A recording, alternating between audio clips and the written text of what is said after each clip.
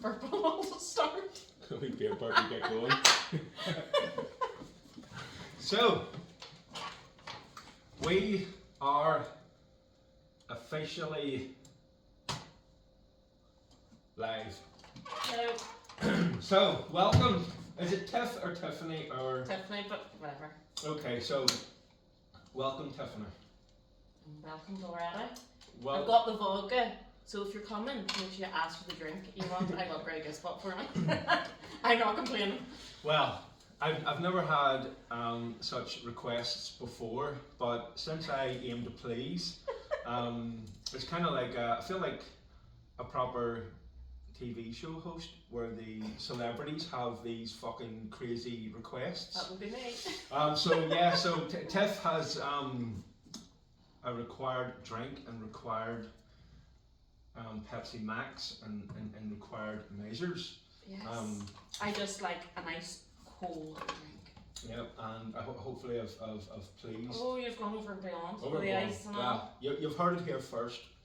So, yeah, welcome. Thank you. We are going to go behind the beer and the banter. Okay. So basically, the motivations for me to bring this wee show together is everybody, it's like the social media generation. It's like everybody sees the beer and the banter, but nobody sees, people's motivations, ambitions, drives to have, their wee entrepreneurial, adventures. Yes. And I just truly believe that there's some amazing stories, in there. Yeah. So thank you for coming along and sharing where Tiff's travels came from. Yeah. Okay. Talk to them. I go right back to the start. Going back to, I'm trying to think. Autumn is P2. So whenever she was a baby, I think she was about 1. So how many years ago would that be? Yeah. 5, 6. Giving nothing away. Roughly. I was travelling more and more, and I was finding such good flights and accommodation, and I'm going like, I need to share this with people, but I didn't know how to put it out there. Yeah. So for a while, I was just firing up on my Facebook for free, like just free information. Look at this cheap flight. Look at this. Look at this. I was saying to my husband, like, I really need to work out a way to try and make this. Yeah, monetize it. Yeah, 100%. But I couldn't work it out. I couldn't work out how to piece it together to make it happen. So I kind of let that go to the wayside for a bit and just kept working on as normal and something else. And that was left that for a good few years. But it all started back actually. I did go to secondary travel and tourism, so I always had it kind of in the blood. It was in there. Always wanted to do it, some shape or form. Whether it would have been a travel agent or an air hostess. That was just well, that's interesting. It's always been in your makeup, like. Yeah, but then I left after 6 months because I got a full-time job and was enjoying earning the money. Where did you leave? So Bangor Tech. Oh right, so you didn't complete the course. No, I did not. Yes. Yes. Who did? I worked part time and then was enjoying getting some of the money, and then when I got offered full time, I'm like. I know the drill. Just trying to be independent and get my own money in, and that got me away from it. Yeah, no, it would scare you. I've done a joinery apprenticeship. I've done 2 or 3 joinery apprenticeships back in the day, and then I had a job, and then I told myself I'll go to night classes. Night classes never happened. Just because you didn't do it, or you just didn't show up to the classes. Well, I see. I've been a mature student twice. Okay. Kind of thing. So I didn't really do anything at school. And I certainly didn't do anything when I left school. So then I went back and kind of done joinery as kind of like a mature studenty thing. Just trying to have a trade behind it, sort of thing. Yeah, from 17, say from leaving school, say the year before school, about 4 years after school, it was just a bit of a party. And then. The money was good working in a factory. When you're young though, and you're getting full-time wage. And you're living at home. Oh, flip is and it's just beer coupons. And you get to about 23, 24, and you're like, oh shit.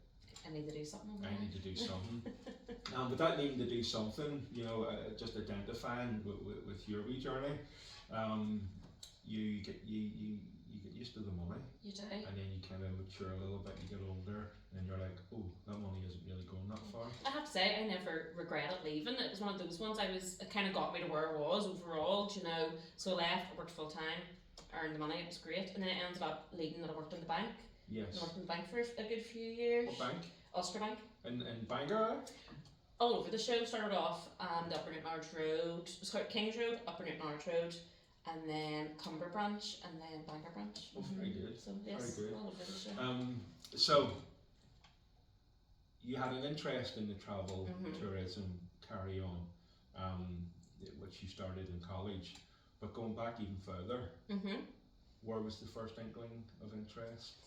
It will sound really silly, just being a child and going on holiday with your mum and dad. And do you know what? We didn't really go away that often. My dad was a real hard worker. He worked down south a lot, so you know we were lucky if it was on at the weekends. You know that was great if dad came home at the weekends, kind of thing. Best Latin word, but just he worked very very hard to get to where he got. And if we got every other year on holiday, but it was a highlight of my life was getting away. But now in fairness, I wasn't very well travelled. Like Spain and Portugal was the height of it. Yeah, but even if you go back, I'm guessing early 80s, it was quite tropical. You know, in the early 80s. Oh, don't be wrong. I'm 88. What do you think I am? Early 80s. I'm trying to be kind. Nice. I'm 88, thank you. No, I loved it. I didn't know any better. It wasn't really until I hit 30 that I started trying new places. Yeah. So ultimately, it was just being a child, going holiday with mum and dad, and loving life. I know, yeah, and that excitement, that. Yeah, that's awesome, and that's totally inspired your career path. It's always been in there, yes. And then, as I said, went the tech, did travel. I couldn't think of anything else I wanted to do. Did the travel and tourism, as I said, got a full-time job, left, worked in the bank. And you know what? I think actually working in the bank for the amount of years I did was really, really good for me. All good. Yeah, just checking on paranoid, but paranoid about it cutting off. Because you got to see, obviously, a multitude of customers and from all different backgrounds, financial status, whatever, and got to see maybe people who were sensible with their money, people who weren't sensible with their money, And I think that really helped build who I was too in life, you know, kind of going, that shaped you. Helped me like learn what not to do, if you know what I mean, and what was the best to do. But even silly things like, you know, working in a bank, you would understand why people weren't getting credit, for example. You know, and this being a business platform, you know, for entrepreneurs. Once upon a time, you know, I didn't even understand what a credit score was. Really? You know, it's not taught in school. No, of course it's not. It's actually a good point. It's maybe something they should teach. It really should it's actually a really good point. So working in a bank, you know, you probably, you know, would have heard, or, you know, so-and-so's credit scores, probably he's not getting credit. But, you know, I know like a lot of working class people don't understand why they're not getting credit. That's very true. And it would boil down to their credit score, and I only learned that in later life. But that would be a top tip, you know, to kind of get out there. If people want to make the jump, you know, check your credit score before you make the jump, and understand. And understand the simple wee things you can do to help make it go up. But even you said about it's not taught in school. There's so much, I think, of stuff taught in school. Some of it's useless. Well, you've got me started now. Oh no, here you go. You're going to go on a rant. But you know something homeworks. Like, never mind the school curriculum, which is, I truly believe, 90% filler. It's bullshit. Yes. And even if you were the most agreeable person, you could go, okay, school's bullshit. But what about homework? What a fucking infringement into the family home. Yeah. Parents, you know, you don't understand it, you know, until you're a parent. I know. You're out working, your partner's out working, you're coming home, you just want to spend family time. Quality family time. Yeah. You know, and okay, making dinner, fucking tidying up, doing dishes, like that's not even quality time. That's, you know, it's stressful, really. It's stressful, you know, because what is it? It's like every parent's fucking nightmare is basically the other partner saying, what's for dinner tonight? It's fucking shit. Yeah. Every night, what's for dinner, I don't give a fuck no more, what's for dinner? But the point is, then you have to go to homework. Yeah, I agree. It's fucking an infringement, you know. School's an infringement all in itself. There's other countries out there where if your child's really good at art, they don't waste 5 fucking years of high school. They go, that child's good at art, straight into art school or whatever, or that child's good at football. I get the basics for primary school 100%, and I think all kids need numbers. to obviously numbers, letters, words, reading. Of course. Yes, I get all that. I think just in high school.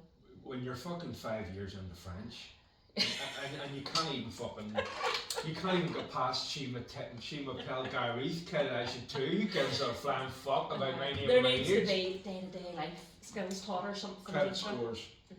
Just you said that, I'm like, you're so right. But it's the homework thing, funny you say that.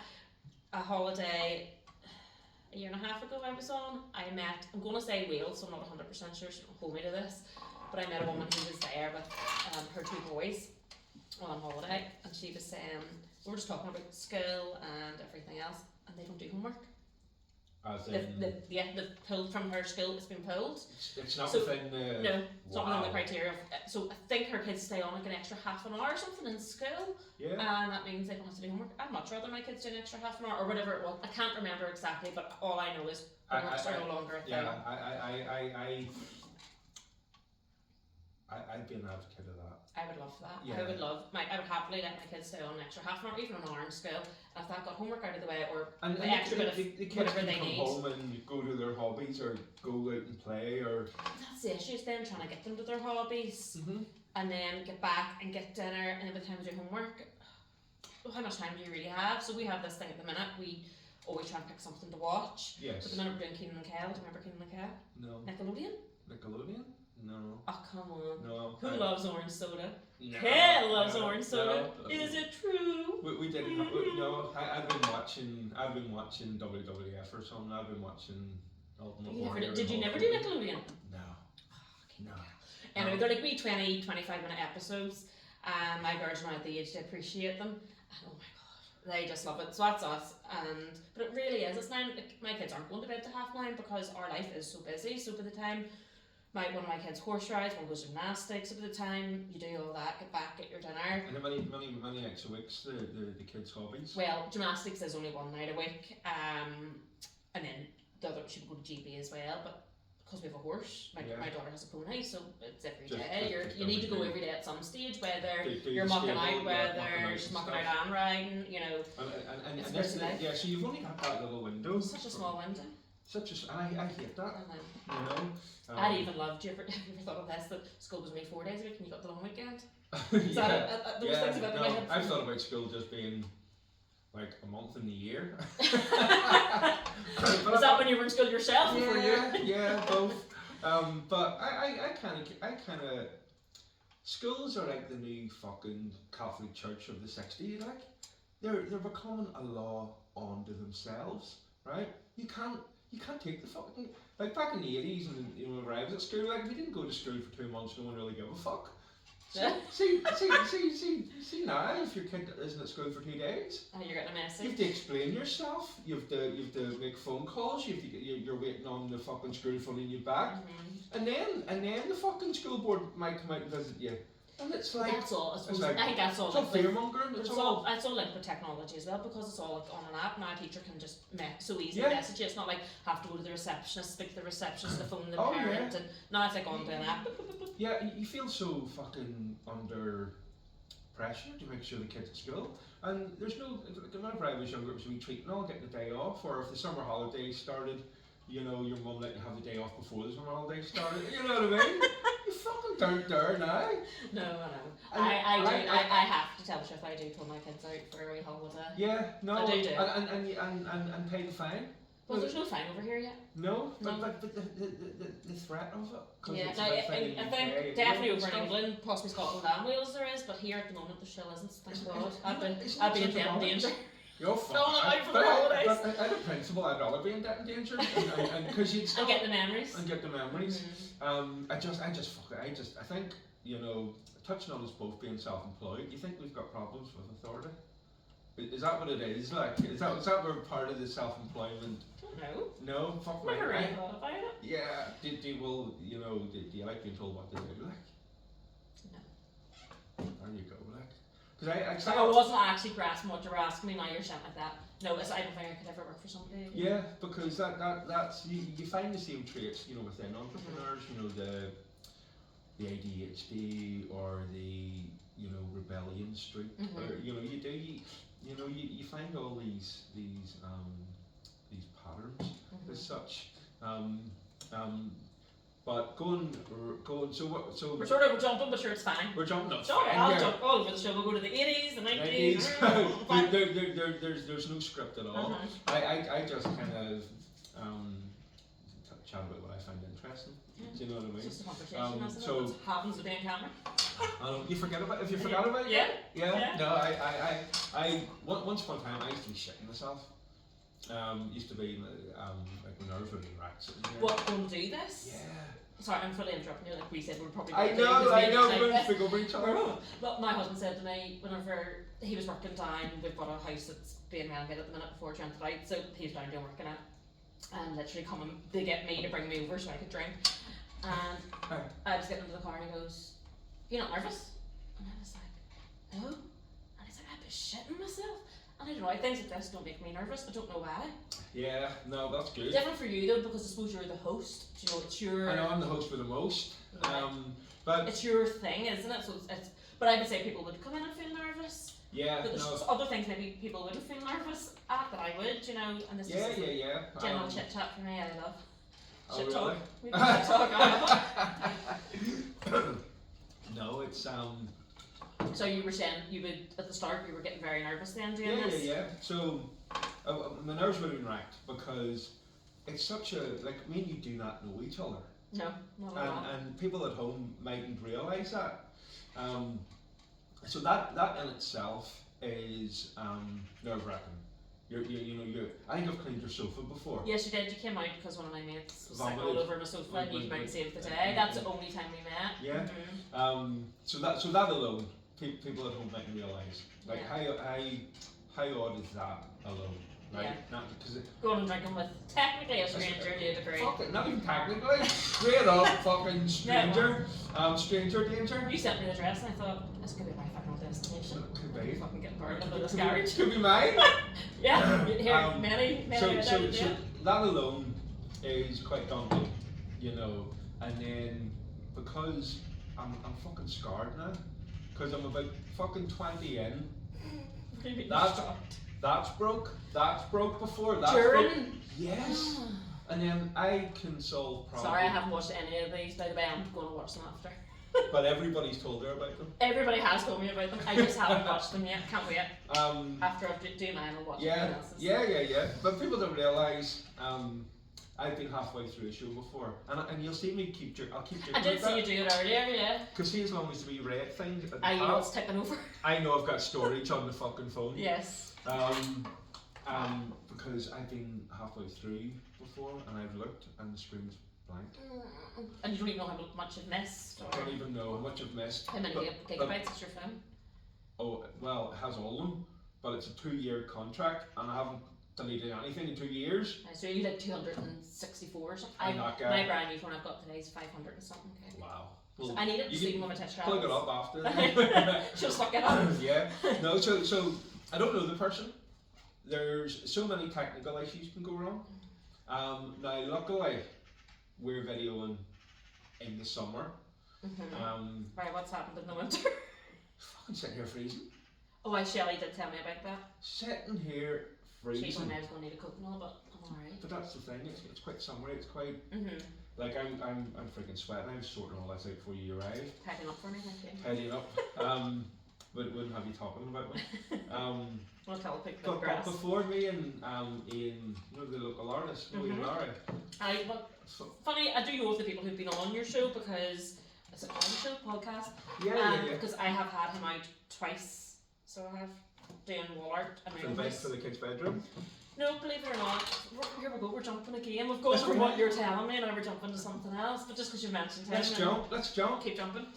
The house I lived in before the house I'm in, I loved it. My 30th birthday trip was to Switzerland and it was just magical. So I actually got him to paint on the wall behind an arsenal behind the sofa, a scene from Switzerland. No way. Yeah, I'd actually love to know the people who bought the house if they probably got rid of it because it probably doesn't mean anything to them. No, Well, you know, with Ian, it's a work of art. Ian's an absolute legend. Yeah, like, it's a work of art. and based on his work alone, fucking legend. But see the snake venom. What's that? Oh yes, I see it there. So yes. basically, this is a wee story of the guests that have been in. Is my Grey Goose bottle going to be there too? It's your Grey Goose bottle will be if you there. got a plastic bottle, I can throw the rest of the vodka. you can take the rest with you. I need the bottle. Ah, okay.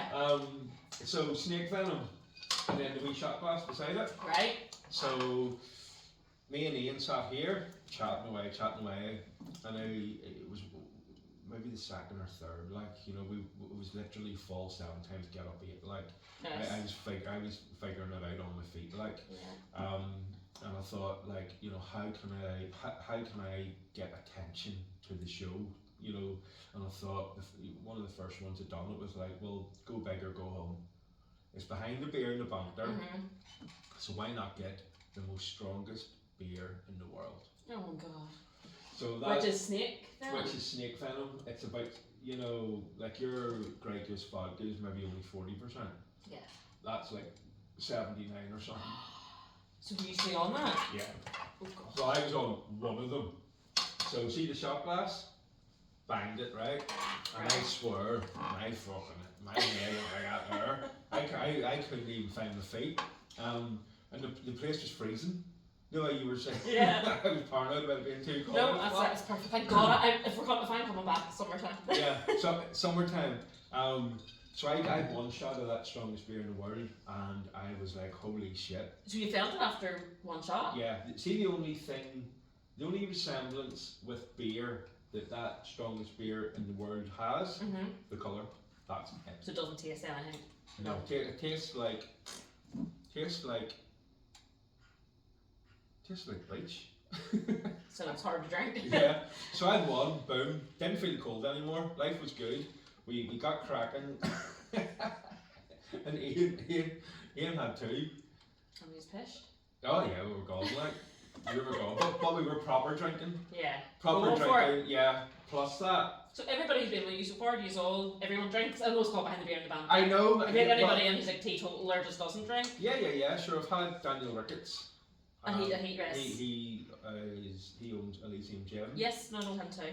Everyone you've mentioned bloody knows. So sort of, not well. So me and him would have had a few 0% alcohol beers. So did you not drink that night then? No. Oh, that's quite respectful of you. Well, it is, and I also find everybody likes to drink, but nobody likes a drunk.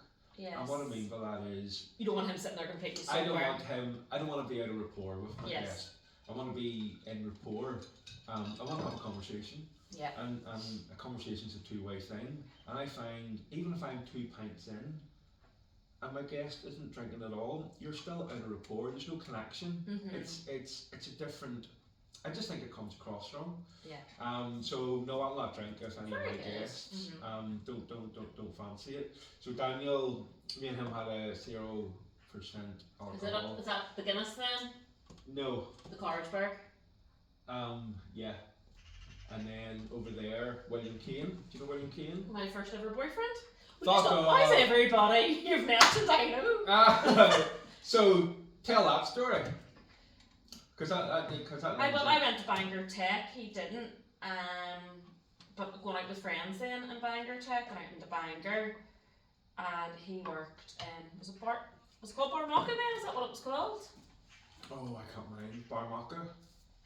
Because I'm from Antrim, you see. I'm not born, I'm a blow-in. Well, look, people don't know what we're talking about. Barmaka. I can't remember if that was the name of it then or not. But he worked in there and then just met from there, yeah. It's my first actual boyfriend. So he had a big day out with the lads the next day. And he brought a couple of 0% alcohols and we drank that. Oh, so he didn't drink here either? No, he didn't drink either.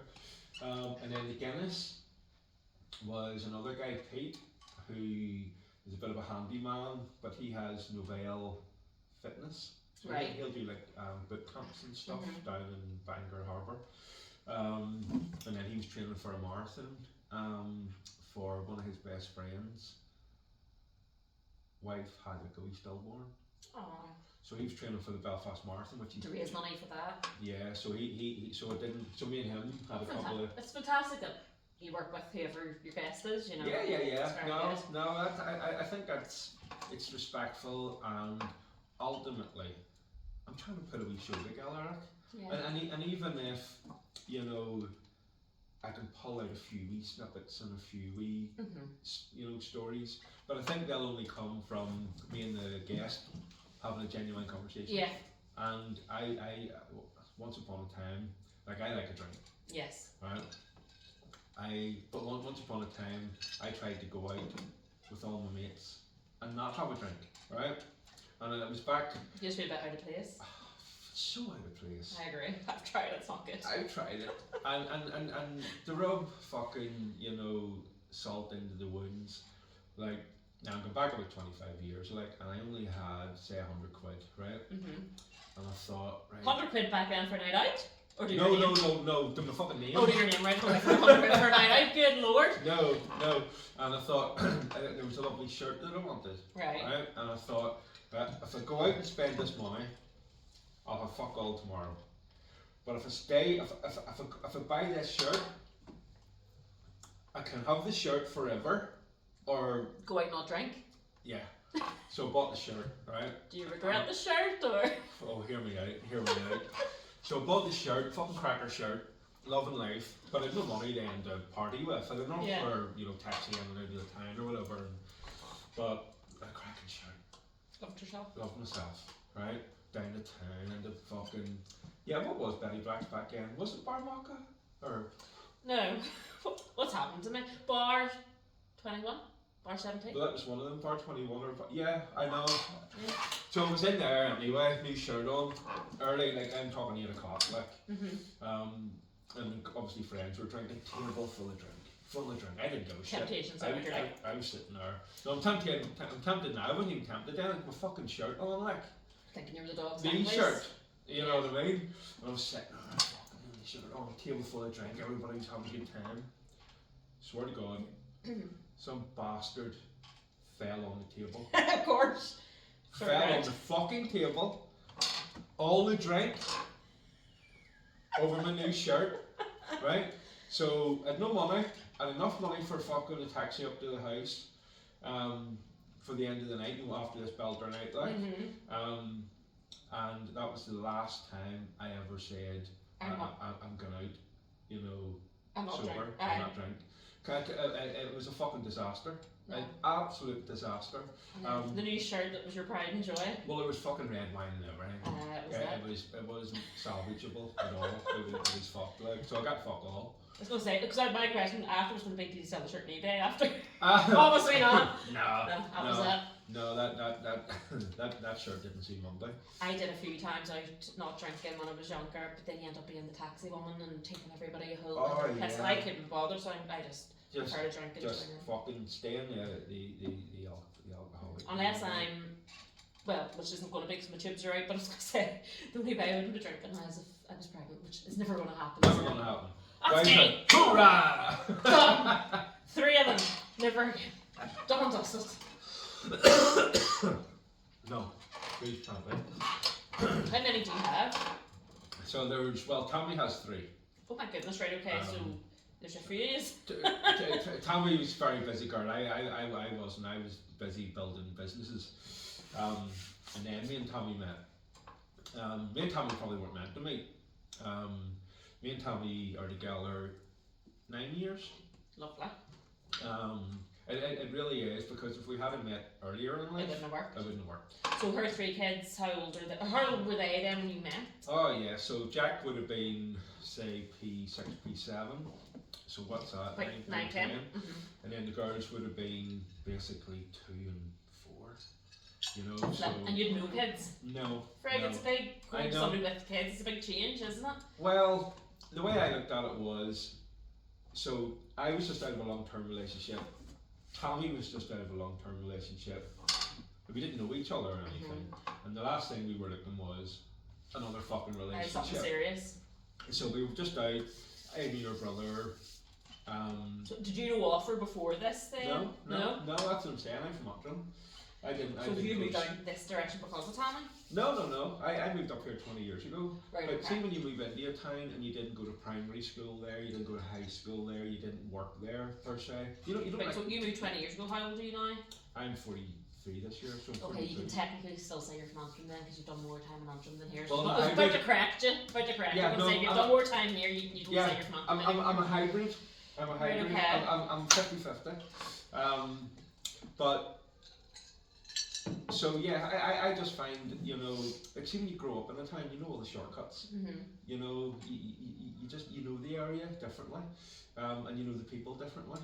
You know, like it's like if I was to go to Antrim now, I went to primary school with a girl that works in Chippy. Yes, You know, everyone you know some shape or Everyone form. knows some. But like you even like- tonight saying to me about the different guests have been on, and I've been like, yeah, I know them. Well, didn't necessarily know them Yeah, but well, you- but I know but often yeah, I used to say hello you, to. You have history. Yeah, like Ian's been out doing painting To your for me. house, yeah. David Willie again. David Willie. No Daniel Ricketts, once again not overly well, but say hello to how Yeah. are you? Whereas I don't know any of them. That's crazy, I know isn't them it? all on a professional level. Yes, and I know Michael Brennan's been on. Yeah. Again, on a professional level, he's fucked me out of a few bars in Bangor. Once again, that's probably one of the first times I'd seen you were doing a podcast because Michael Brennan was on it. As I said, haven't took the chance to watch it yet, but then Michael Brennan, I would know. Who doesn't know Michael Brennan from right in Bangor? That would have been the height of it. And then So it's just different. he had put a post up on Facebook looking. Basically saying it's an absolute fortune trying to get a family trip away. He was going to go away with like his mum and his dad, you know, like a group staycation, and everything he was getting was thousands. Family five. So all of a sudden I was getting all these mentions below his post going, oh, Tiffany will sort you out, Tiffany will sort you out. I was like, I'm going to have to try and sort him out now, I can't leave the man hanging. No. So that was me, got him sorted within, must have been half an hour, and he Wow. went and he had the best time ever, and it was like half the price of anything he was finding. And again, touching on that, when I put the Dubai post out, I got tagged below it for you. but you also delivered. Thank you. Because I'd never thought in a million years though, like the price points for it was like 600 quid per person for a week, and then that's not flights or anything. Yeah. That was just the hotel, but it was quite central. What I was able to show you was, or because you're talking about next year, so I was able to give you, well, this is an indication of that month of the year, you know, that month of the year, this year, to give you an idea. Yeah, you know, in and around type thing. I hate the stereotype. I'm like most guys, though, fucking birdie time with shoelaces, you know. I couldn't have found that. Yeah. I could not have found that. I'd have went down the traditional route where, you know, you basically cut out all the middlemen. You know what I mean? Whereas I'm going to go your traditional route. I'm going to go to the go-to travel agent, and they're taking their cut and their cut and their cut and their cut.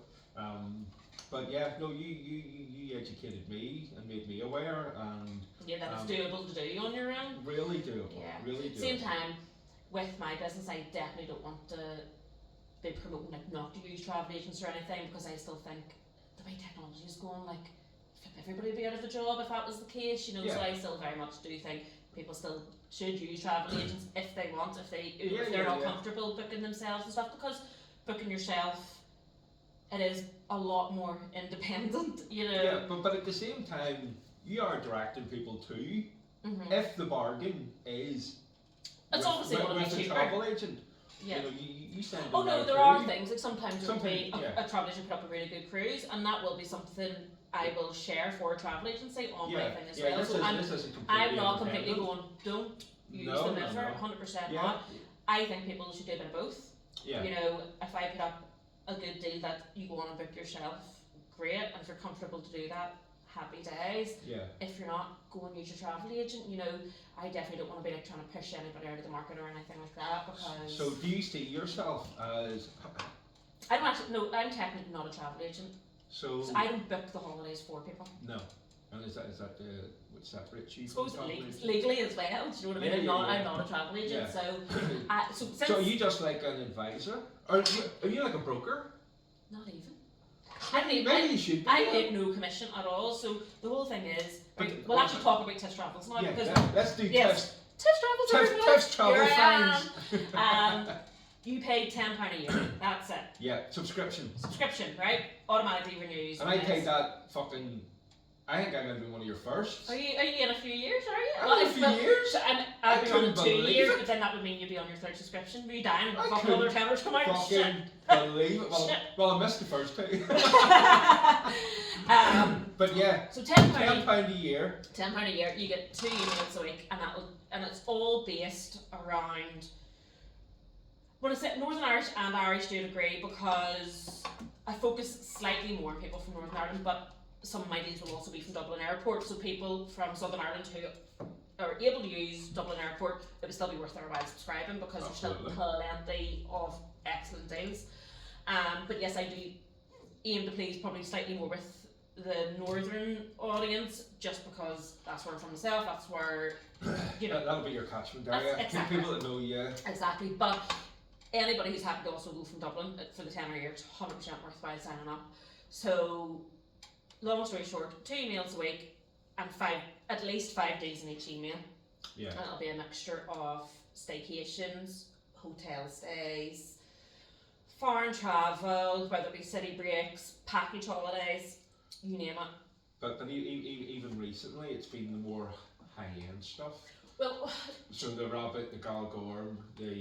do you know, I was doing this thing constantly. My whole thing about Tiffs travels was about keeping everything cheap. So I think maybe I was nearly hyper focusing On one market. too much on the cheapest I could find of absolutely everything, instead of going like, people do want to go and stay in the Galgorm, or people do want to go and stay in the Rabbit. Of course, but all you're doing there is touching on the bargain.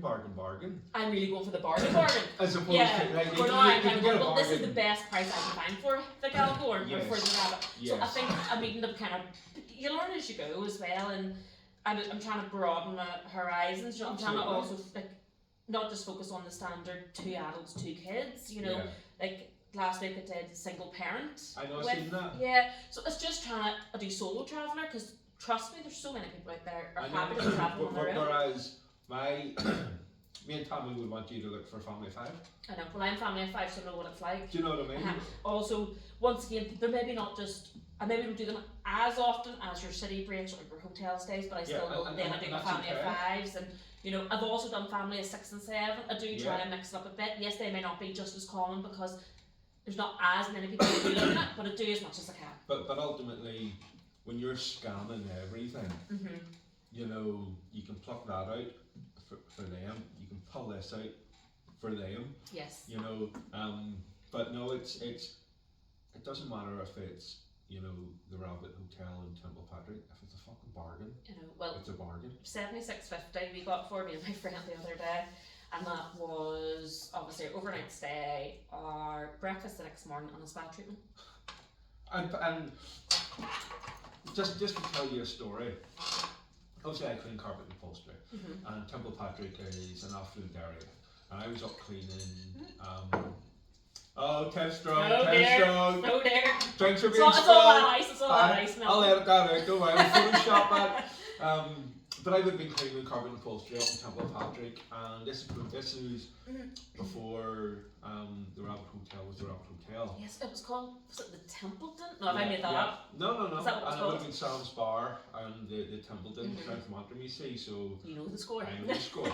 I was barred from it. As you were from all the places in As well Bangor. as from all the other places. But whenever I was up working in a woman's home, they all got first kind of like offers on the spa and the new gym and stuff that would have been built in there. And it was, I mean, like, this isn't even bullshitting. It was something like $3 grand a year just for the gym. Just to be a member. Yeah. And this, I was down in someone's home who's quite Pretty wealthy. Yeah. And Were they paying it? no, they were shocked at it Yeah. because but that's just showing you the level that they were trying to jump into, right? So, and don't get me wrong, it's fucking beautiful. I don't even know the Rabbit Hotel had a gym. Yeah. Does it? Well, maybe they don't. But back then it was. Maybe for the access, constant access to the Yeah, spa or something. This is when it was in the Was like it the back to plans. Oh, right, okay. You yes, know, yes, they, yes. they were putting out like flyers or Mhm. advertisement, you know, the new gym's getting built, this is the gym membership, blah blah blah. So see now that you can go there for a night, And plus you know, all your treatments, was there breakfast? it was your breakfast, and I mean, you're ordering from a menu. It's not like you're just going up and picking a bit of fruit Yeah. or croissant, or Yeah. you're ordering from a menu. Yeah, Got like pancakes, continental. bacon, maple syrup. Yeah. So you're getting Yeah. your stay, you're getting your treatment, And you're the, getting your, the treatment is a mud bath. No. A clay something, I can't remember. I upgraded it. It was £10 extra upgrade to a botanical bath, which was like lovely smelling salts and like a wee bit, made like a wee mini, like a wee bit of mud overlooking the lake. It was well worth the £10 upgrade. ultimately Yeah, getting that for £76, was it? £76.50. Yeah, Is conversion. fucking incredible. Well, see the amount of people messaging me since, but at the minute the cheapest I've been able to find now is 85. I think so. Well worth it. Said to everybody, if you can book it, book it. Yeah, but like, People have to understand as well, though. There's so many people that's so hyper focused on a weekend, which I understand with work. absolutely. I'm kind of one, see if you can get a good price and you can take a day's annual leave, bloody do it. Go and enjoy yourself. I wish people would stop focusing so much on like has to be a Saturday night. Living for the weekend. 'Cause this is where it's also got me in the travelling. And I understand when you're not self-employed, it is more difficult, and when you have children, it is more difficult. So I'm not being disrespectful towards that. No. It's just, you know, if you had children anyway, you have to be getting reminded, I'm sure, for an overnight. Yeah. And if you're working, fair enough, most people maybe do Monday to Friday 9 to 5, but you do have annual leave.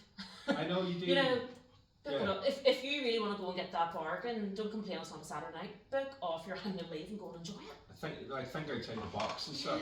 Where I think people are just very much stuck in certain wee Fixed. mindsets. They're fixed. People are fixed. Even with their, I do find it with everything, even with holidays, you just have your sort of fixed set people. Yeah. I'm hoping two over weeks in time, the summer with holidays. Tiffs travels will maybe open people's People's minds a little, horizons. a little No, bit I more. love that. You know, do a midweek break and get the bargain, because it's going to be more expensive at the weekend. I'm not saying I won't find you a good Saturday night deal. I'm just saying. But what I love as well is people that work, they know bank holidays are coming up, and they take the day before Yes. the bank holiday. Yes, to get the long weekend. To get the long week. Yes. So you can like do stuff like that. Do you know what I mean? My friend, you have had his brothers in, Dean and his wife Gillian, that's what they would do quite a lot. They always do. I think that's so smart. They always book. They're very smart and around their booking, and they make sure they get like a good long weekend.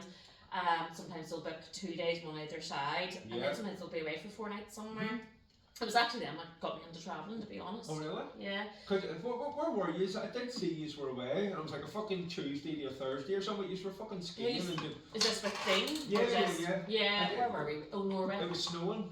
Norway. Norway. Yeah, that was the last one, but That was crazy. And again, that was during the week or something. Yeah, it sounds awful, I can't remember, but No, that you was did only you in- started a car. You yeah, started wait, a this is bit. what we do, and I would love to then eventually get members to take a wee jump into something they haven't tried before, but I'm hoping over time that will happen. I think they probably already have it. You just don't know. I know, I need people to see how many people, as I said, you brought up before we went live there, about the Rabbit Hotel, and that guy, we're just sitting in the hot tub and we're just chatting, Yeah. and me and my friend were like, oh, back to the daily grind, picking up the kids here this afternoon, and work came about anyway, and he says, what do you work as? And then I sort of said, oh, I have 2 jobs. And I'm 10. 2 jobs, so explain my first job first, believe it or not, before, and then I run a wee page called Tiffs Travel Finds, and he went, fist pump me now. I made him fist pump, and I'm like, No way. he went, I'm here because of you. And I went, really? And he went, yeah. He goes, my wife subscribed to you, we look out for your deals every week, and we saw the rabbit come up, and that was it, we booked. I'm here because, but I wouldn't have known if he hadn't No, said or no. hadn't bumped into him, you know. How about that feel like though? It was lovely. It was lovely, and then because we went and used the spa the next morning then, and went and had our Then we went and had our breakfast. His wife didn't use the spa the next morning, so then whenever we came in, he waved and we waved, me and my friend, and then him and his wife came over and she introduced herself and she said, I was on a cruise and somebody told me about you. No way. And on the cruise. Fucking love it. Love it. On the cruise, then we joined up. It would be my bloody auntie, of course, out promoting me. Brilliant. But my auntie was on this cruise, and they were on the same cruise. They got chatting, they got friendly, and my auntie must have said, my niece does this. They signed up, and they said they really look forward to the emails. Then it was her that had said, if you ever find a good deal for the Galgorm, would you put it up? And after speaking with them and the type of travelling they do, it's a lot more high end. probably where mine is. But that's what I was touching on. Yeah. If they can still get the bargain at the high end. This is why I went to the rabbit. So then that's why my day yesterday I ended up doing the high end hotels. Because I thought, you know, I need to maybe, I'm constantly trying to find like, hotels £40 per person a night. Yeah. And that is, I mean, it's a bargain. So I really do, for anybody who's really struggling to get a wee break away, that's great. Yeah. But at the same time, I need to try and broaden my own horizons with people who maybe do want slightly more high end stuff, but still at a good price. It's still a bargain. So yes, it maybe doesn't look just as good on the screen, £40 per person to $76.50, but it doesn't mean it's still not a bargain. It doesn't matter because Yes. it's still a bargain. So they actually opened my eyes a little bit, so if you're watching, hello. Big shout out. So that was, I did all 5-star hotels then, you know, did the Rabbit, I've seen the that, I've seen that. Galgorm, It's not the good prices. Fitzwilliam, Grand Central, you know, then I thought, right, I'm gonna, you know, and I'm going to do it with destinations as well. And my worry is, are people maybe not going to subscribe because they're going, oh, that's £1,000 per person, but are they actually going to go, oh, that's £1,000 per person for But there? look what I'm getting. Yeah, for that place, rather than, you know, maybe your standard, not saying nothing wrong with Benidorm or whatever, but your sort of standard, what you said, was it in the box? What did you say about the box? What I say in the I can't box. remember, you said something about the box. Anyway, you know what I mean. It's still outside the box. No, thinking outside the box. Thinking outside the box. Thinking outside the box. So, you know, I very much try to focus on the cheapest prices I can find for anywhere. Yeah. Where now I do, or for the standard places, aren't necessarily anywhere. The drink's definitely hitting me, it's one. That's 40% vodka. Instead of thinking, yes, I can still find good prices for more expensive places, if that makes sense. So that is now the goal. But back, the questions, we've jumped. No, You're asking me about Tiffs travels and how it started. So back whenever my P2 was about 1, I really wanted to do this. It was me, I was really into the swing of travelling, and I actually got into the swing of travelling when I had kids, which made it a bit more awkward because I had to start leaving them. And so I'm starting to share things for free, like look at these flights, and how am I going to make money out of this? I just couldn't piece it all together. And then once again, because she was a baby, she was young. Yeah. Maybe the drive, I don't know. I just maybe didn't have the same oomph to properly look into it. And I'm sure you've seen it because it's well promoted over Facebook ads and stuff. Jack's Flight Club. Yes. But he's just flights, which he's such a niche market. It's amazing. He set that up, which is absolutely genius. It's a big subscription. Yeah, I'm not even sure. I don't personally subscribe to it. Again, I mean years. He's been going years, but I mean, genius move. Oh, well, he covers the UK, and you sign up. Now, for me, probably for all the Belfast, I looked for it myself, so I wouldn't be signing up. But it probably benefits people more in England. You know, he covers all different airports, and maybe he sends out loads of emails. I don't really know, but it was kind of his system. It was my cousin then had said to me, Tiffany, you're wasted not. It was actually my cousin said to me, you're wasted not doing something with travel, like, because I was sitting all my family. Since I've been 18, I've booked every single holiday my mum and dad have gone on. No way. Cousins, aunties, uncles, you name it. I've booked everybody's holidays for you, and I'm sitting doing it all the time. And you know, they were maybe going and couldn't get the price I was finding. Going, like, how do you do that? So I find a lot of people get frustrated. Like the people can't that's what I was afford going to say to you. When you're doing that, it doesn't feel like work, does it? I enjoy it. I'm not a complete weirdo. Where see how many people I speak to say that really stresses me out. And it feels like a chore. Well, I find that with technology, like there, I said you got my new phone today, and see trying to transfer all that stuff over. It's a chore. That stresses me. I'm like, how do people? Somebody who works in a phone shop probably does it like that. They don't even think about it. But vice versa. But looking for a holiday, I mean, I could do it in my sleep. You love it. Love it. So it was my cousin, and then sort of looked at the system, going, right, a subscription yearly, you use a website, and I'm sitting, so then I put up onto that business NI, is it called? Yeah. Or NI business. Saying, like, I'm looking for somebody to create a website for me. I don't know how much information I put into that post, but I found a brilliant guy who I'm actually going to promote because he's great. Mark from Semp. If anybody's looking somebody to set them up a website, Mark from Semp. He is so reasonable. I've got price for everybody, and see, to this day, if I need to message him about an issue, he still replies to me. And it's not even not even necessarily. Tiffs isn't just social media now. There's a website. No, to sign up to me, you have to go through my website, if you know what I mean, because you're signing up to a subscription. So yes, what's your website then? It's Tiffs Travel Finds, but there's nothing on it apart from tell you about me and how to subscribe. It's literally just a subscription website. Yeah. So I said that's what I couldn't piece together because I'm not.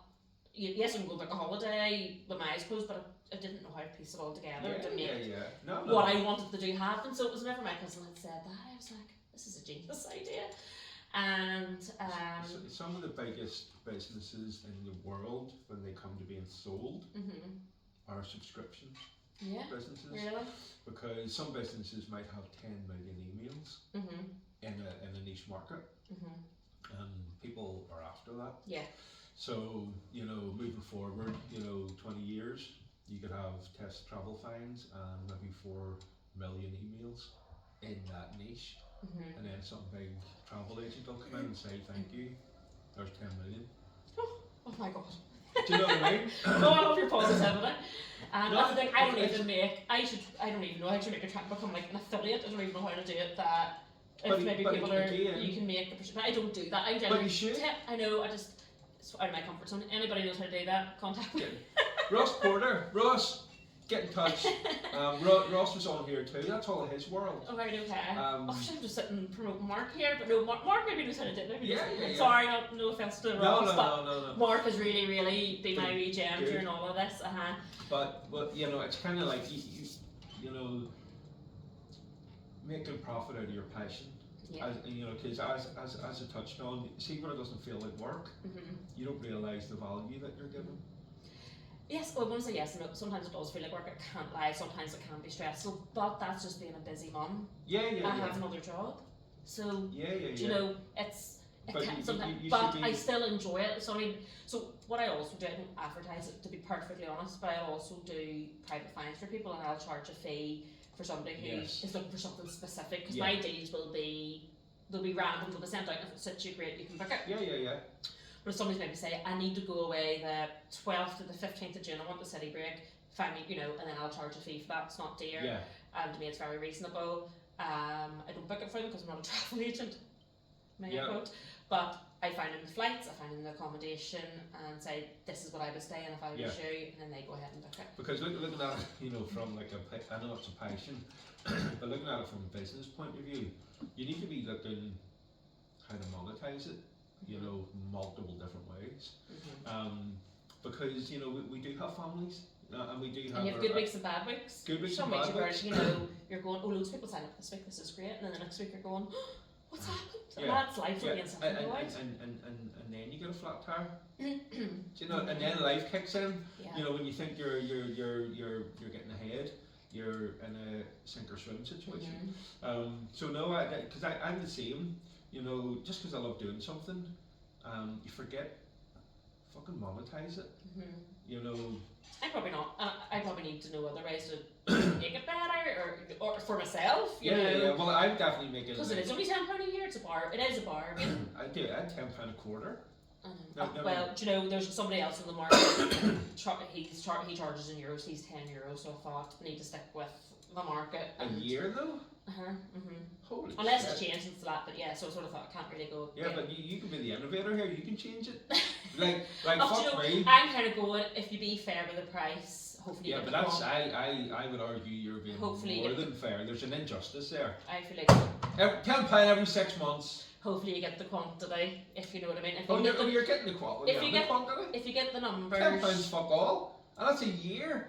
I've had my Karens complain about it. Fuck Karens! Karens aren't paying your bills! Sorry, I was saying, can you refund me? It's not worth £10 a year. Tell her to go fuck herself. Honestly, I have and don't have your business defined by that profile of human being, because there's only a couple of them. There's more than a couple.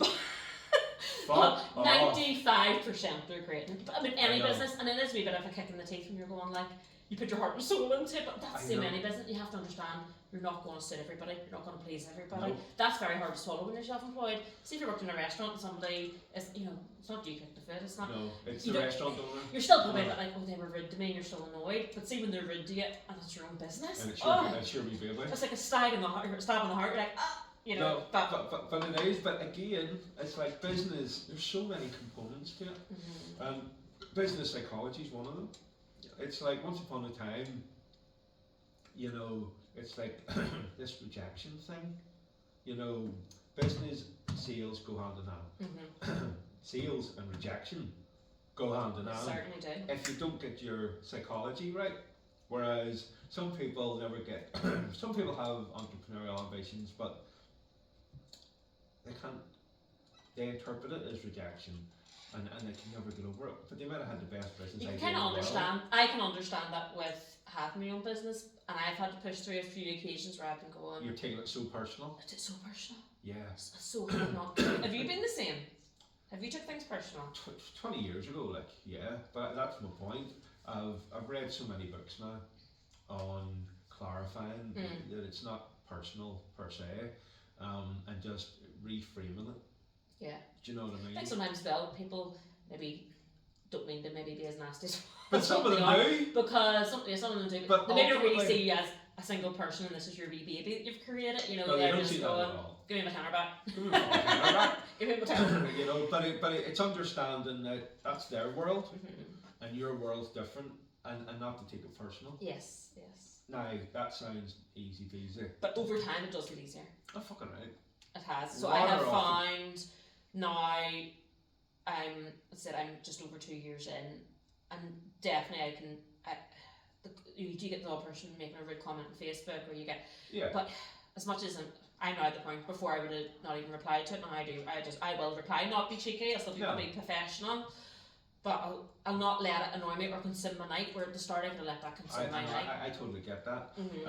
And if there's anything from, because this wee show of mine, I love the fact of it being an education, you know, / entertaining platform. Yeah. And this is one of the educations that I would love to get across.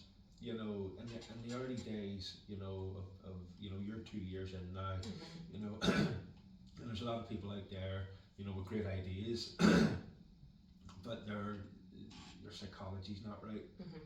You know, your personal psychology, you know, and your business psychology need to be tweaked, because people are going to say all kinds of things, and not to take it fucking personal. I think as time goes on, it's easier to get to that point, but it does. Now, was that just through experience, or did you educate yourself through reading, or? I wish I could say I sat and read, but no, I didn't. Because I'm one of those fucking geeks that.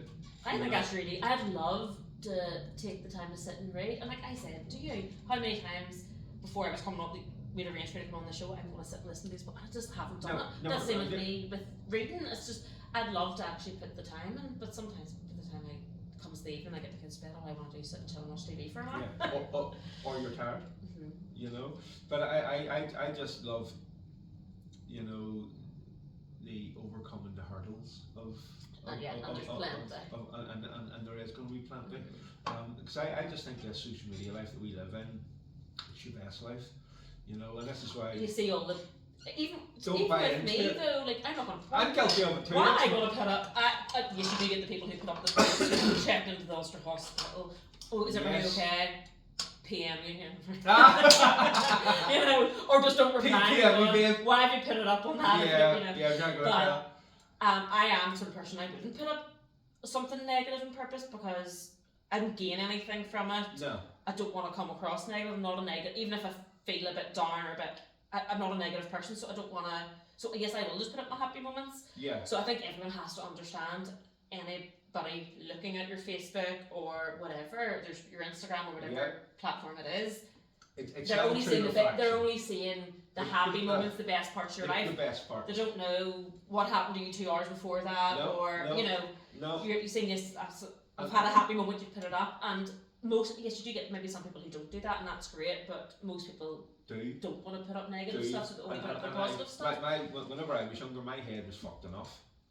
And I didn't even have social media, you know what I mean?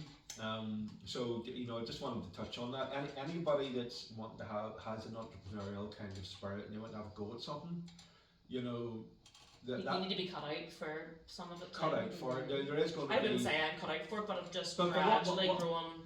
That's why I asked, you know, because I'd be the kind of guy that would be in a sticky situation, but I'd have like a quote. And I would say to myself to dispel the troubling kind of situation that I'm in. Right. You know, and Is it's the just, quote, are you going to share the quote, or is it different? oh, I've quotes? loads, hundreds. Right, okay, Fuck, okay. that's a different show altogether. I'll The quote show. You'll be busting to get another drink, and I'll be like, Right here, no, speaking of that, yeah. No, I'm fussing about my drink. Nice to start to melt too much in the drink, so I'm going to pour a fresh one. Top up, I'll top up. Is there a drink in here? No? Can I just dump this outside? I don't dump it. This, remember I said to you I'm a real weird drink. Can't have, I don't drink water. I've never had a glass of water in my life. Oh. It's a really interesting fact about me. So, God forbid those ice cubes melt too much, and there's too much H2O. Well, see whenever I drink a bottle of beer, see if it gets warm at the bottom. Yes. I can't drink it. Right, yeah, Well, I'd say that's pretty normal. Unlike It has to be left or ice. dumped or put to the side, get a fresh one. Oh, as you can see, the measures are getting slightly stronger now. Maybe stronger. So, but how you find it so far? Yeah, it's lovely. It's just relaxed, it's chilled, it's my kind of thing. Genuine, there's no script, there's no agenda, there's no, It's chilled. just two like-minded entrepreneurs. And as you say, it's talking about the reality of everything as well. You know, it's not all rainbows and It's really sunshine. not, but I believe that the... Are we paused then? No. No, we're still going. Still It's going. real, this. It's real, We're real. having proper deep conversations over here. But no, it's kind of like, people's scapegoat from life is, do you know what, I'll start a business. Yeah. And they think it's easy. And they think, I'm going to make millions. And all my problems will go away. But it's not. There's so many more problems from starting a business. Well, speaking about that, funny, my husband must have brought up to me, whenever it came up to my 2 years of test travels, it was like, Tiffany, for like, really up until about 6 months ago, you were so up and down with, because you would have maybe a good week and then a bad week, and then my problem with my business, every business has their stress, their worries about something, so mine is, I have promised to give, as soon as that, say for instance today somebody signs up, they're promised a year of deals. Okay, yeah.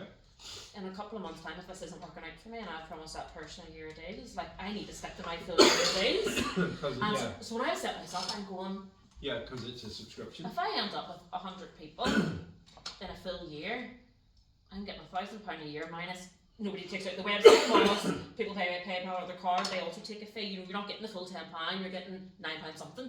But ultimately you have to refund then if you don't.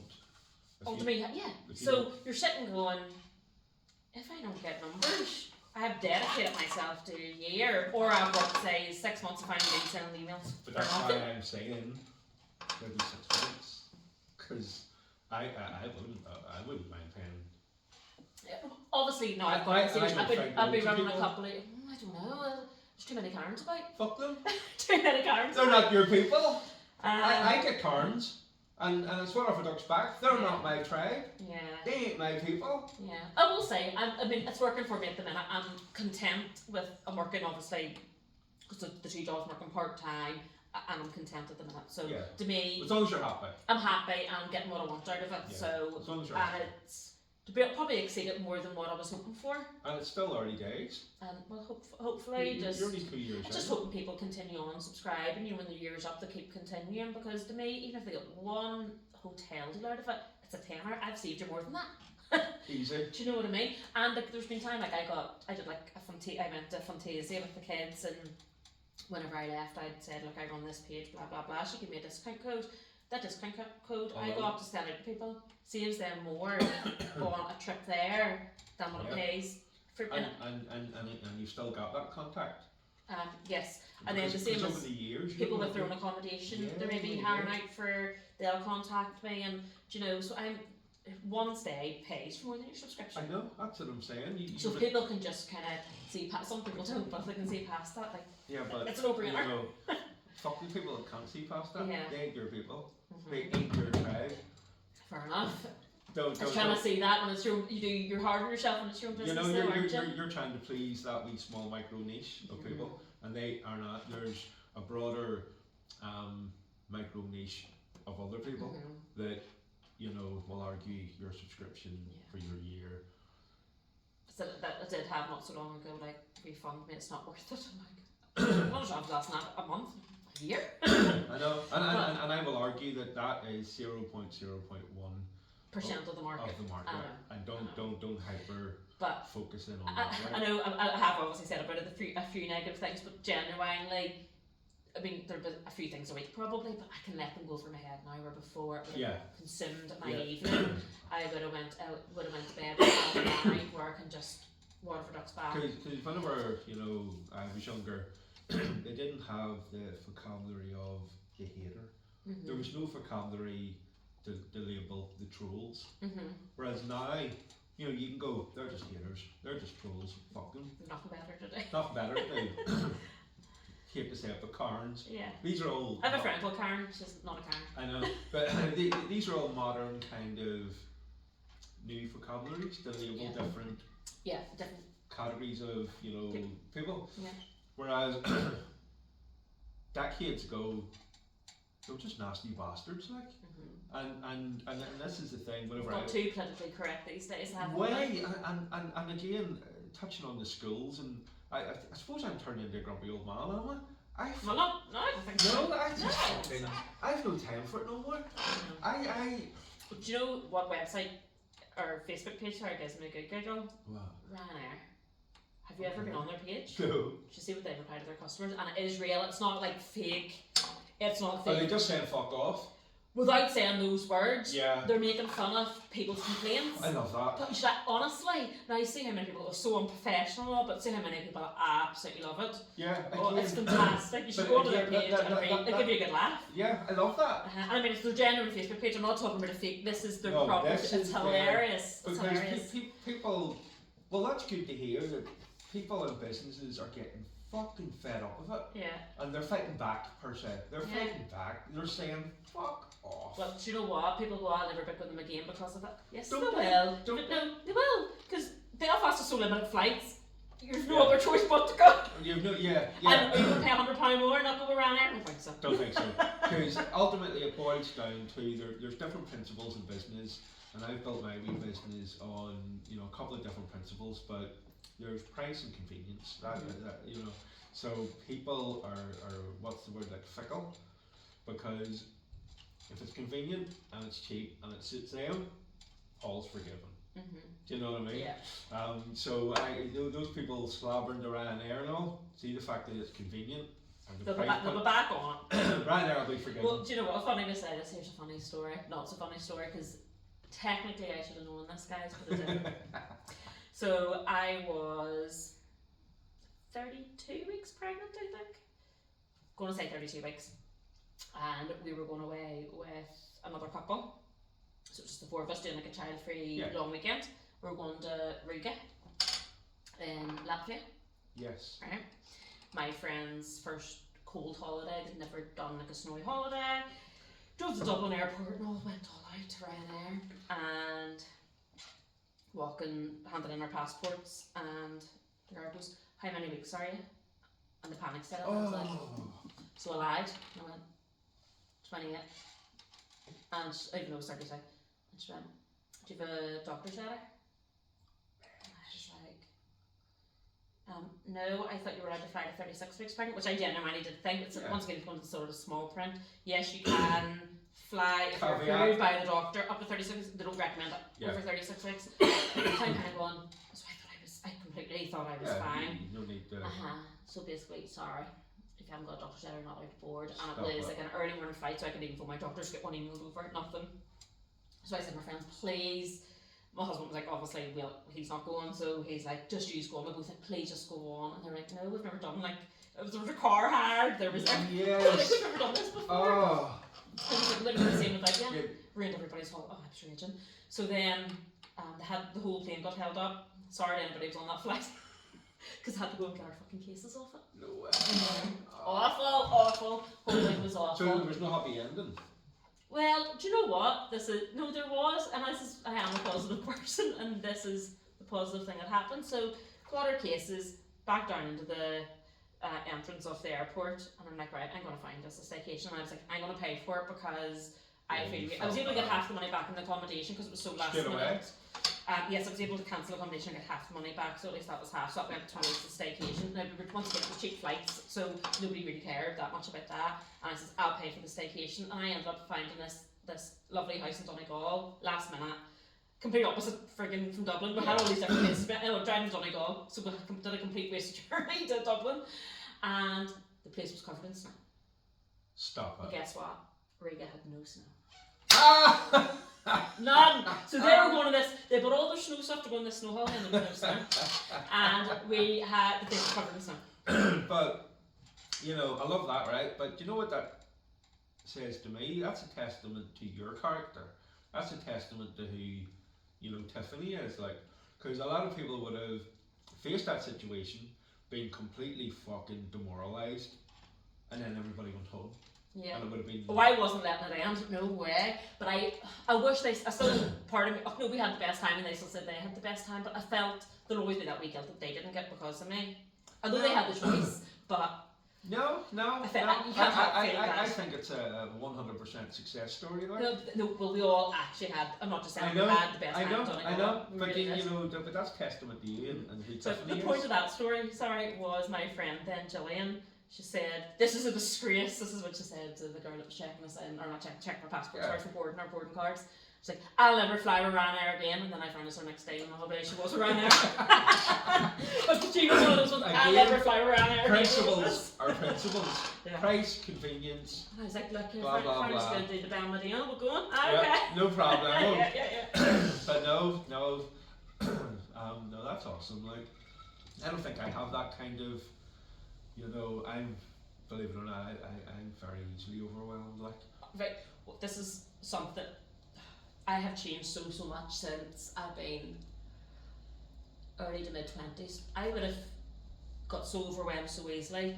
Something could have ruined my whole day, something really simple. So I'll never forget this. It was this one statement from my husband that I'm not since changed my life. yes. Right?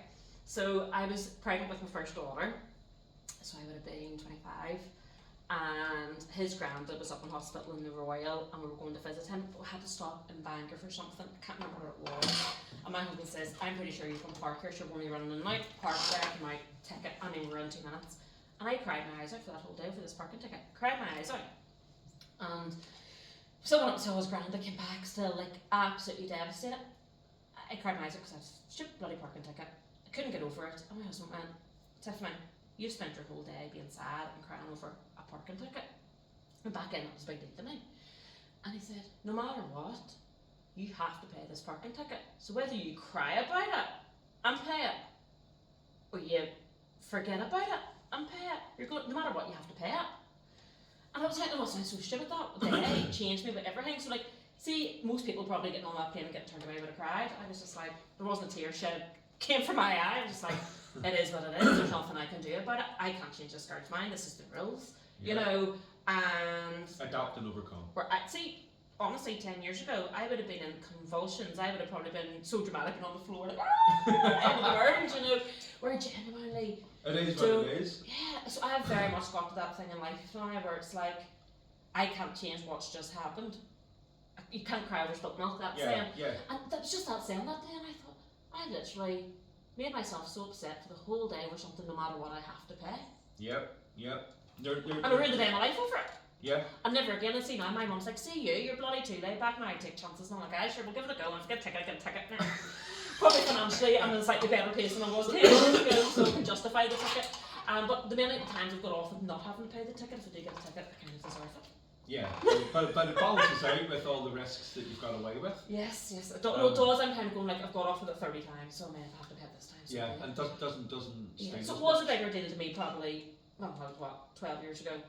Yeah. Financially, but also, I don't know, I was still like, save money anywhere I can, apart from obviously, don't care about getting a parking ticket. But that, I think that just changed me that day. You probably matured a little in that moment. And I know some of my friends, if that had happened to them, there would have been tears, dramatic. Fireworks. Like, 100% they would have been. And I was just like, so calm. I was like, right, okay. And I was like, please just go on the flight, on you go. I know. I was just so calm about it. And I genuinely didn't let it affect me. But that's awesome, because as you know, a little thing Mhm. can completely overwhelm people. Yeah. Never mind a big thing like that. Yeah, and a lot of Well, people I would call that a big thing. that is. That But is in a that, bit, but yeah. in that moment, you didn't say it was a big Well, I was sort thing. of going, right, I'm not changing this girl's mind. Like, she's following the rules, so I can't. I'm not. If I beg her, it's not going to change. If I cry, it's not going to change. So it is what it is. I just had to accept And it. then what's the thinking? It's like, right, well, how can I make Other the cases. most? How can I make the most of this situation? It's like, well, we're Is that the our thinking? kids are mine, but their kids were minded by the grandparents. My We're kids were free. mine. We're going. I'm not wasting this. I took it on the chin and I says, I'll pay for the accommodation because it is my fault. Because I was the one booked it, I really should have looked into it a bit further with the whole. Yeah, I always just yeah. read can't file for 36 weeks, assuming that meant I didn't need anything until 36 weeks. Yeah. But clearly I did. But then I would let, as I said, over time with starting Tiffs travels, because it's more personal, because it's my own thing, let things like that in me, but yet not let maybe something that would be a big deal to other people. Yeah. I just let go over my head, like, right, nothing I to know, do about it. I know. It's. They say there's nothing stranger than folk. Like, and on the surface we all look the same, but when you get, like, don't read a book by its cover and stuff. Like, people are awesome. Like, Most people are awesome. most people. They definitely are. No, I agree. Yeah. Well, the woman that complained about the £10 subscription, refund. Yeah. She's not awesome. No, You're not awesome. Here we Pay the are. fucking tenner. But no, no, people are awesome. Like, Do you think as well, as you get older, you start to appreciate people more? absolutely. I think that's what I'm touching on. Like, it's when you're younger and your parents are taking you on holiday and you're thinking this is amazing, and then you leave school per se, but you're getting good money, but ultimately you're still living at Well, it's home. still minimum wage, but to me it's amazing. Good money, Yeah, you know. like a full-time wage here, great. But then you kind of get to that kind of window in life where you're paying the bills, you're the fucking parent. Holy shit! I think I'm still trying to crack that code in that little window, because I've had so many good times here, and then it's like, ultimately it's off the back of other people, whether it's parents or partners, and it's like, when am I going to mature? When am I going to? Why do you still feel like you haven't matured? Not matured. I feel like I haven't cracked the code yet. But do you ever crack the code? Yeah, fucking right. Do you think? Absolutely. I think there'll always be more codes to crack. Well, there'll be more, but they'll be easier. You'll crack the bigger codes. It's like, we'll have the 4 holidays a year. We'll not need to worry about the bills. The houses are sorted. I think. But then you're just the sort of person who's got the drive. You'll keep pushing for more and more and more. Oh yes, yeah. and obviously But you reap the benefits. But I'm just saying, you still keep pushing. I'll never be satisfied. Yeah. But I think I'm the same. So I think that's the same. I'll never be satisfied. But the codes will be easier to crack. Yeah. Because I might have 3 months to crack the code. You know what I mean? And it's not even a real code. But as opposed to, right, this is fucking embarrassing now. I'm bringing my girlfriends home to my mum and dad's house, and they're staying over in my bedroom, and I'm taking them on a date with my dad's car. And it's like, fuck me. So what age were you when you moved out? Well, it's kind of complicated. So I left home when I was 15, 16. Right, okay. And then I was back home again, and then I left when I was fucking 19, and then I was gone for another couple of years. Like, I was fucking wild. Like, I didn't give a flying fuck. Oh, that's not saying anything.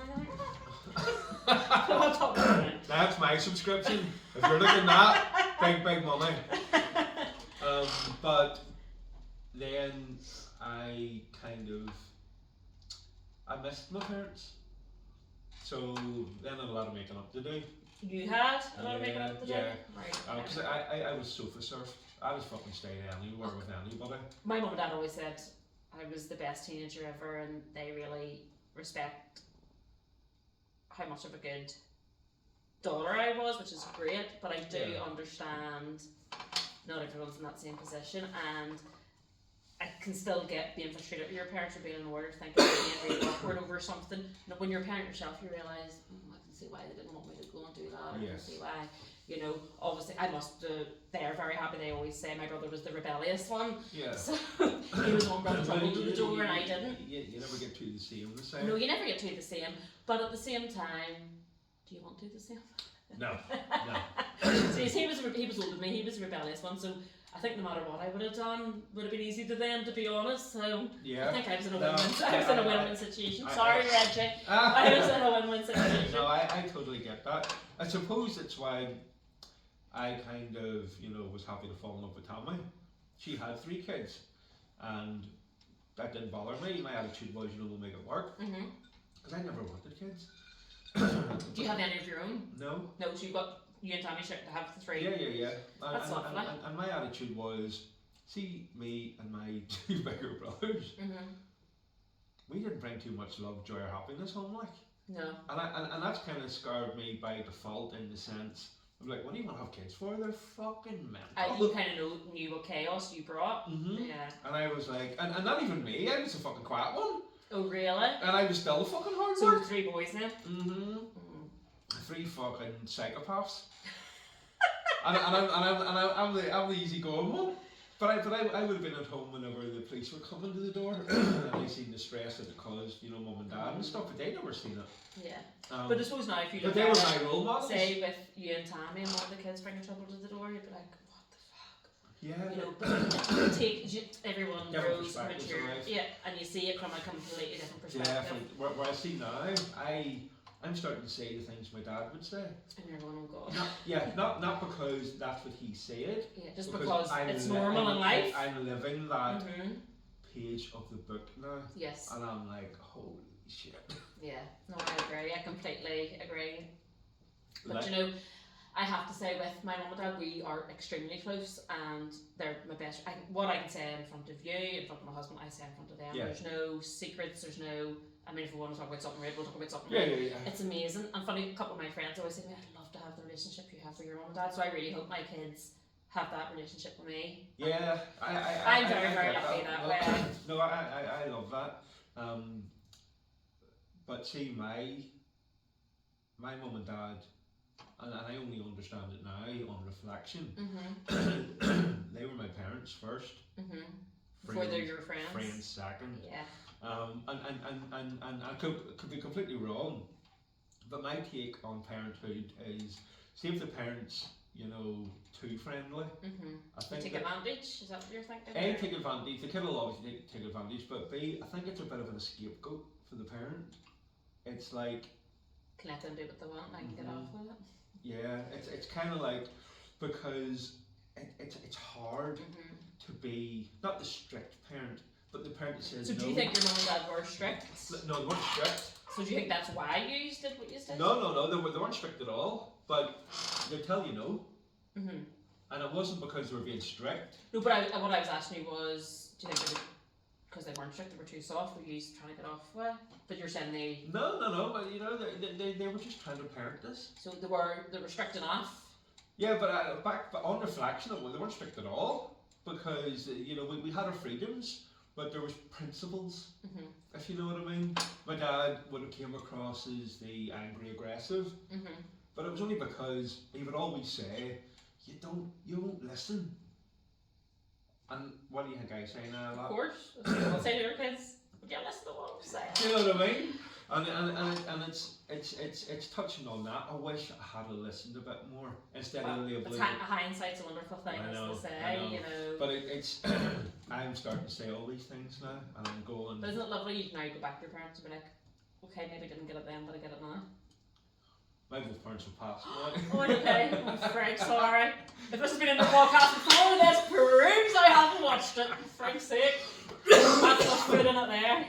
No, it's grand. It's 100% grand.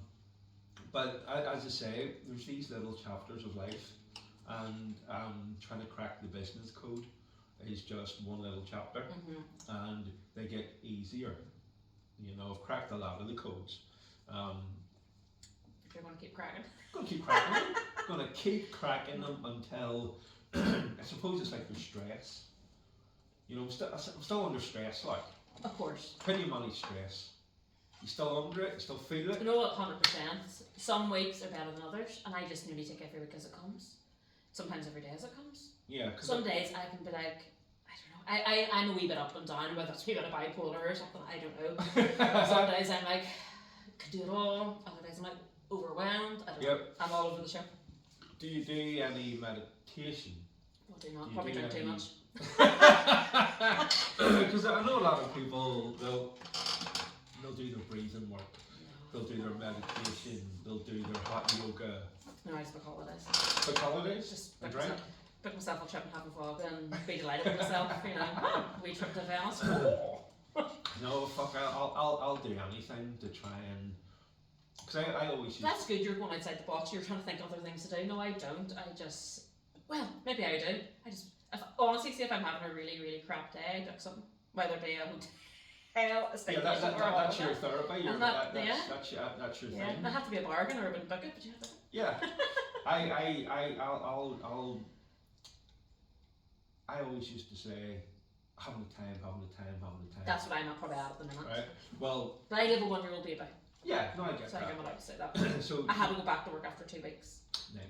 Nightmare. So I'm allowed to say that. Yeah. So see the next part of that process, I believe, because I always used to say having the time, and then. You know what I say now? Having the energy. Right? So I'm trying to find energy somewhere. Do you know what I mean? But for you to read these books and stuff... No, I don't read them. I listen to them on Audible. This is what my brother's doing. He's loving it, actually. So are you doing that when you're driving? Are you doing that before you go to sleep? When I'm going to a job, that's my office. You know, I'll have Audible on, and we golden nuggets. You know, and it could be anything. As I said before we started, I'm doing mushrooms now. Yes. Not the end mushrooms. Yes. Because the lion's mane and all these different types of mushrooms now. Because see, the way I get overwhelmed, it's all I get mentally fatigued really quickly now. And it makes you physically fatigued? Which ultimately I agree. Makes you physically fatigued. But you've still got work to do. And I don't mean just work, I mean like commitments, like stuff that has to be done, or there's a domino effect, you know, where things will, and then it's fucking pushing the rock uphill again. Yeah. And you're like, you try and stay on top of it, or it does all start to snowball. Yeah. So it's getting to that stage now where I used to say, having time. Now I say, are you making time? I have no. Or are you just doing?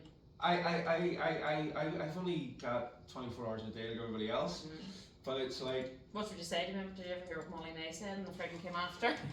What? We've all got the same 24 hours in a day. The wee girl from the Love Island, the Fury, yeah. She said that. I love her. She got ridiculed for that one saying, we've all got the same 24 hours a day, make the most of it. Yeah, no, yeah, she must have really good because I heard of that, and I'm not even in that world. I think it's one of those things. Social media, they made it look worse than what she was trying to say. They made it look worse. Because I think she was just kind of touching on what the Kardashian woman said, which again was just touching on what a lot just touching on a comment. Touching on and once again, to me, what she said wasn't wrong. No, if it motivates you, it motivates you. If it doesn't, it doesn't. Like, what's the big deal? The kind of journalists ripped her apart for that.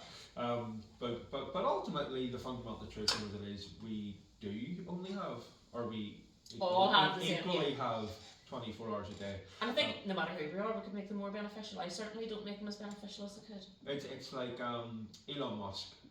He plans his day in 15-minute windows, and that's grand. Is this from Autobook? Autobook. Is that how you learned that? Absolutely. I think so you're saying this, my brother keeps saying this is what I need to do, and I think he's done that. He's done, what do you call your guy? Created Apple and all. Yeah. This should be an easy one. I know. The drinks hit, I don't know. The drinks in, like. What we're talking about. Yeah. And he says his was amazing. You know, he sat and listened to it, and then even Conor McGregor's, and he just says definitely they're great and they're very motivational. They're inspiring, and I love that. I truly resonate with all of it. It's interesting to hear what other people do sometimes. But you know what I love, right? So say like I have over 100 books in my Audible, right? And they all fall into documentary type things or autobiography like motivational type 100%, right? But see, when you listen to that many books from that many different, you know, mentors, let's say, you see patterns. Yes. So see, when your top 10 favourite authors start talking about the same 5 principles, you're like, there must be something in this. 100%. You know, so see when those boxes start getting ticked or whenever you're like, oh my god, that guy that I love said that. He's also that guy that I also love a bit more said the same. Yeah. Holy shit, I've heard it again. You just go to yourself, you know what?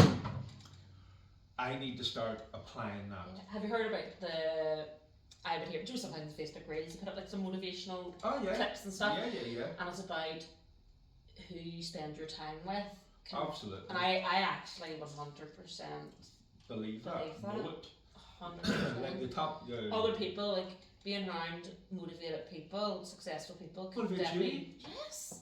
And So that's happened with me. Yeah. 100%. It's your. But the other argument is if you're hanging around 5 negative, pessimistic. Or people who are taking drugs Nasty every people. weekend and wasting their life, or guess what? you could fall into that. You're drifting into that trap.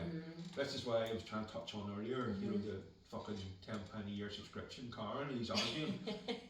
Could you imagine the fucker she's hanging around with? Holy shit!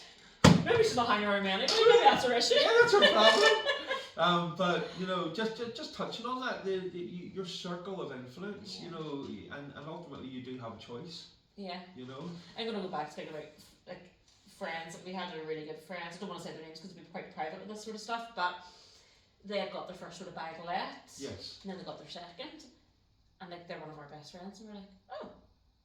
And then we're like, oh, maybe we should be doing this, and that sort of thing. Just being around these sort of people who can, even though I worked in the bank and I did mortgages and whatever else, it's still just being around somebody else who's done it, and you're kind of going, oh, maybe I should do this. And it gives you a wee bit of a kick, like a wee bit of a kickstart, a wee bit of, here. It makes it believable. They have done it, why can't we? It makes it believable. So definitely, I've definitely a few friends in my life that have helped create the life Stuart and I have as well. I mean, my husband, you know, just seeing what they have done, and I suppose they motivate me to a degree, and vice versa. They say the same about us. They would say certain things we do motivate them. It's lovely. It's lovely to have friends that nobody's competitive, nobody's jealous, there's not very many people like there actually you can have that with, and we do have a few friends who have that with. It's lovely. You know, unfortunately there's not. And the older I get, you know, and Tommy will say to me, you know, she always says to me, you don't want to make any more friends, or we've no friends, or not. You know, just make friends. You know. Somebody wants us to meet new people, kind of thing. Yeah. And I'm like, nah, I'm done with people. Like, done with them. Like, I've seen too much. I want to make. I'm happy enough just to stay on my own lane now. Yeah. You know, I'm looking at. You know, I'm 43 this year, so I'm looking at 50. You know, I've. Right, you're overestimating here. I'm overestimating, but you're still closer to 40 than you are to 50. Yeah. I'm just, you know, Tammy's still like. She's younger than you then. Yeah, but she still wants to make friends, new friends, and have friends, and be friends, and I'm like, why? They're playing fuck all day. It's maybe a bit more of a girl thing. Probably, like, I'm just thinking, you know, they're playing fuck all to the table. Why am I going to waste my time over there? Yeah.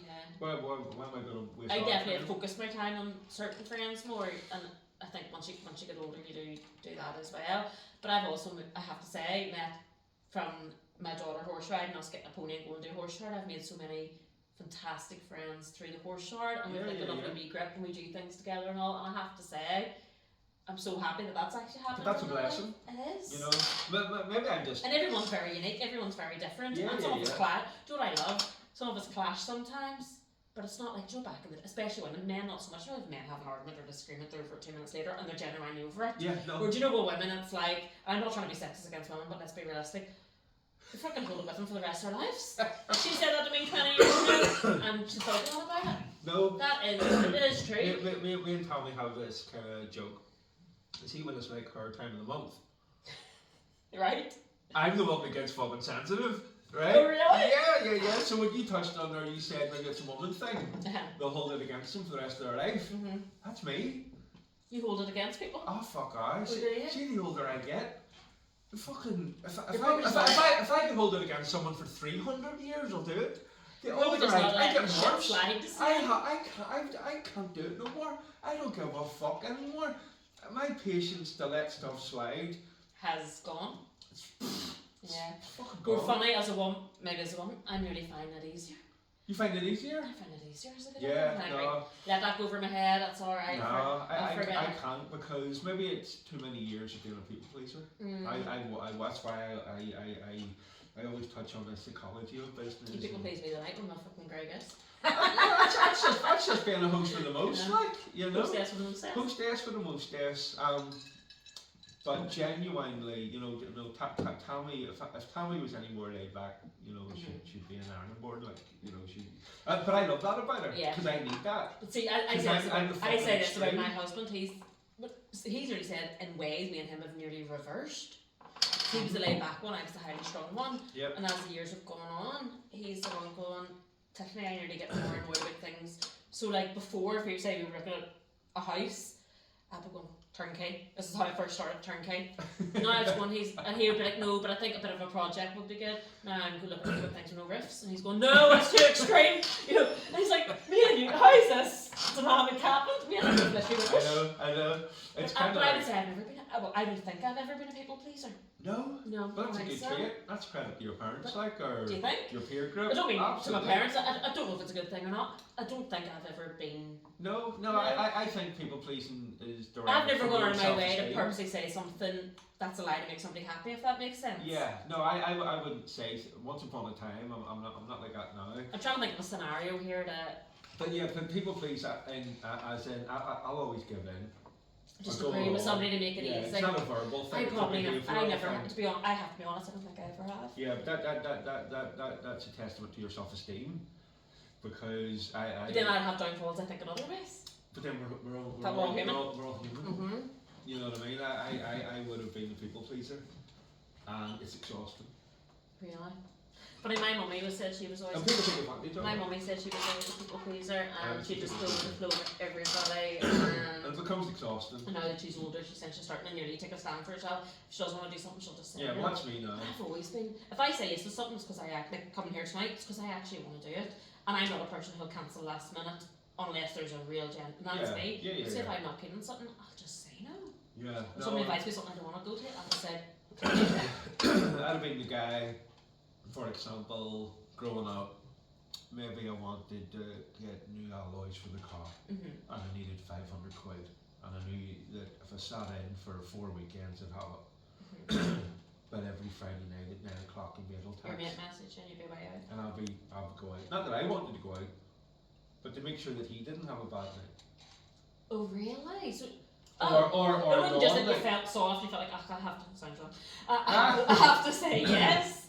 It's more just because you don't want to let him have a shit night. Yeah, or a long night. Then again, I would also say that's lovely that you're putting somebody else before yourself. But then when you... It's the very selfless thing to do. Yeah.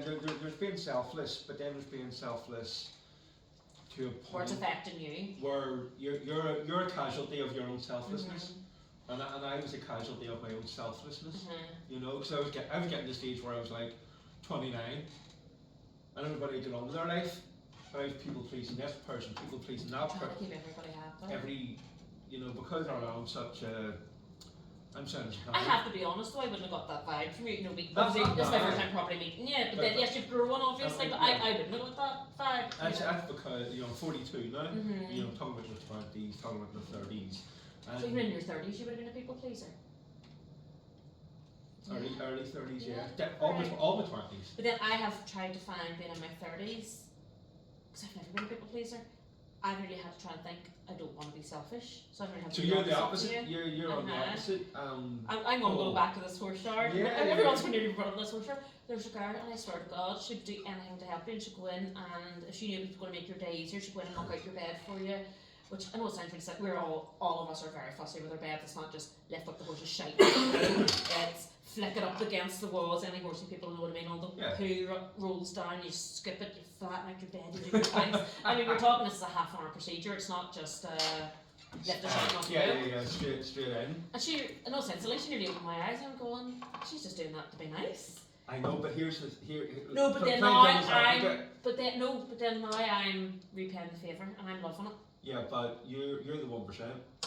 So see all the people that girl's helped.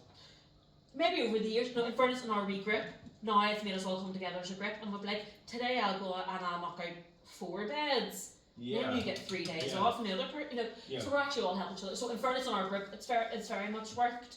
It really has, and I said to her, you've brought so much positivity to our yard and actually changed the dynamic, and it is really, really lovely. Yeah. It's lovely seeing somebody going out of their way for you for no reason. Don't get me wrong. I think I'm that girl. Yeah. I think I'm that person. Yeah. And what I was going to say was, she's doing that not just with you, but with a lot of other people. And she's busy herself. She's kids. She works. They're going. Oh my goodness, isn't that lovely? I'm just.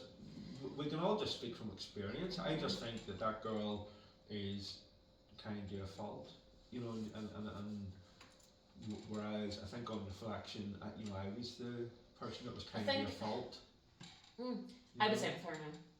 Yeah, I'm going to disagree with you. That's what I'm saying. Only because I knew the type of girl she is, and her mummy's so like that, but she wouldn't let anybody walk over, so she's not a softie.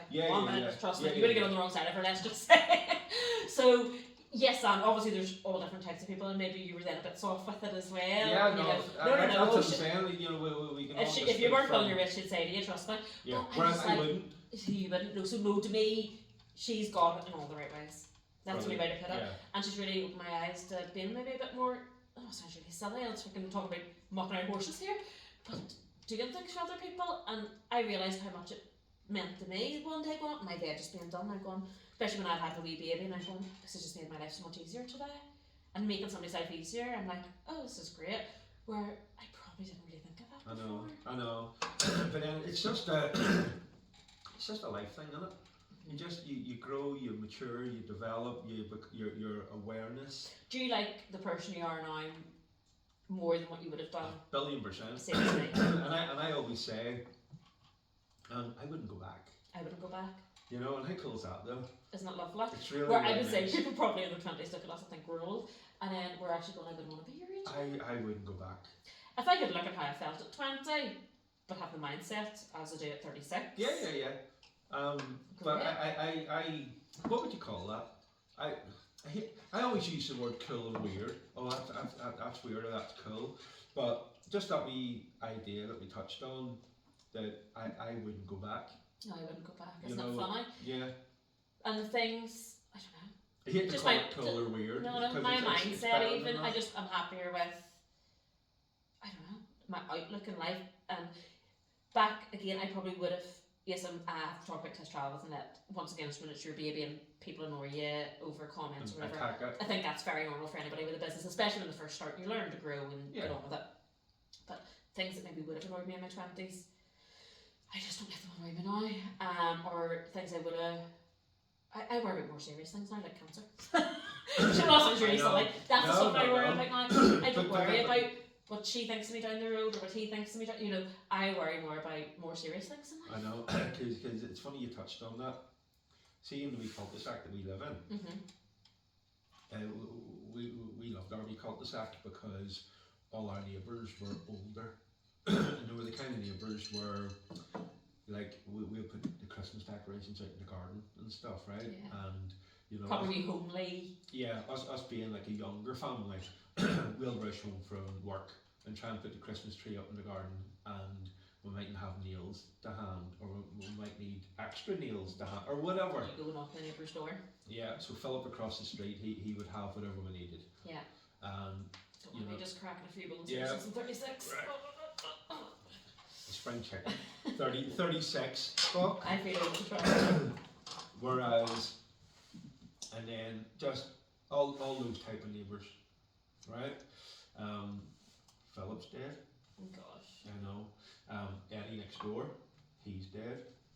And you know, Dropping like flies. and went across the street, he hung himself. I know. And then your dynamics changed, didn't it's you? completely fucking shifted. And you don't. We loved it because we were like the babies in the street. And like we didn't lock our door because like if the you felt so safe because your neighbourhood was when you were out. Yeah, honestly, if Amazon were delivering a parcel, Philip could afford it. Philip, you know, compensating with you know, and there's so much. It's lovely. There's a real warmth and security to that. Yeah. But whereas they've all passed now. Terrible. So, like, would you say they were elderly or not necessarily? well, they were in their 70s, etc. plus, So. and you know, but I don't think that's old now. It's what you touched on. When you're a teenager in your 20s, a 50-year-old's ancient. I remember being in a cafe, right? Yeah, that's what I was going to say. A fella who was similar age to me at the time brought a girl who was 30 with him as a date, and I'm going, she's like a granny. Yeah. And now I'm 36, I'm going, do people who are like 19, 20 think I'm really old? Yes, I don't feel old. No. I said, I do like, need to, I feel it in my body with cracks and whatever else, but I mean, I don't look in the mirror and go like, I am so old. You don't notice it. You don't notice it. And when I talk to maybe a 17 or 18-year-old, so I said there's something, the horse shard, I don't feel like mentally I'm much older than them, but they probably see me as this freaking granny. I've been guilty, right? Of you know being out and about in the weekend and you know looking at a girl and going, you know, she's nice, like, but she's a bit old for me, right? Right. I'm about 12 years older than her. You're thinking you're younger than what you are. I'm thinking, oh, she's nice, like, she's a bit old for me. I'm 28. I'm sitting at 42. I saw actually a thing come up on my Facebook, and I think it was maybe a celebrity had said, like, whenever you're 80, do you fancy other 80-year-olds? Well. Or are you still looking at the 20-year-olds going, you know? Well, what happens? It's funny you should do you mention start to fancy the age as you go along, or what happens? I think so, right? I agree. And I'll tell you why. So I've clean carpet and upholstery everywhere. Some wee jobs, some big jobs. And I've worked in care homes. Yes. So, with working in care homes, there are obviously elderly people there. Yes. And they have common rooms. What are you about to tell me here? Well, there's There's a guy in the common room, and he must be about 85. Okay. But every time I'm fucking cleaning the carpet up and down and out, and he must have about 3 fucking 70-year-olds around him every day, like women. You can tell they're Indian. Yeah. Like they're fancying him. Well. But is he fancying them back? I don't know. Like, then I wonder. But they're fancying him. I know, but because they're spending time with him. We're not giving the women fancying older men. Do men still fancy older women?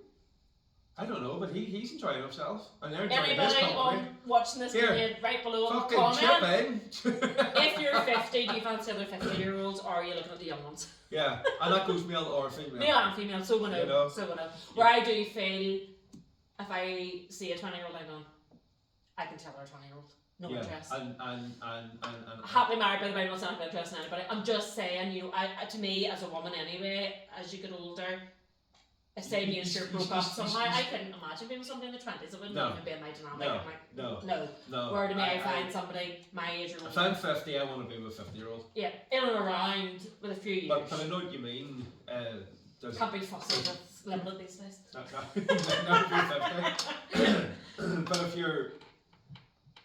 But again, you know, if you get to 70, are you looking at a 70-year-old going, she's hot stuff or he's hot stuff? Yeah. Wanna get them, because but then I think so.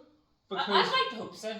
I like to hope so. I like to hope so, because I genuinely couldn't look at myself being attracted to a fucking 20-year-old. Should do my fucking head in. I couldn't have a conversation with them. I mean, anybody can appreciate, say that's a good looking girl, that's a good looking fella, whatever age they are. But yes, I agree. It would be nice to know if you're 70 and you can look at 70-year-olds and think, she's still a good looking woman, or he's still a good looking man. Because, you know, just because when I was growing up, like, I didn't have granny or granddad or anything. Did you not? No. You've been a I I know. Fuck's I sake. know. Can you see where the low self-esteem thing comes God, from? yes, I can. What do you do when your mum and dad died?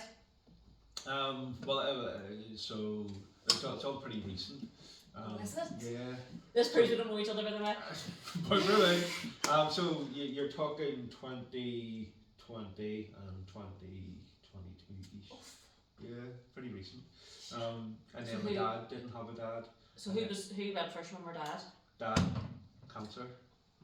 So then this is not, like, cancer is literally, that is the only thing I worry about in life now, is cancer. Yeah, cancer. I know. What about your mama? And then I found my mum at the bottom of the stairs about a year and a half after Dad passed, because she, at that point, was getting on really well with being independent. My mum and Dad were together 50 years.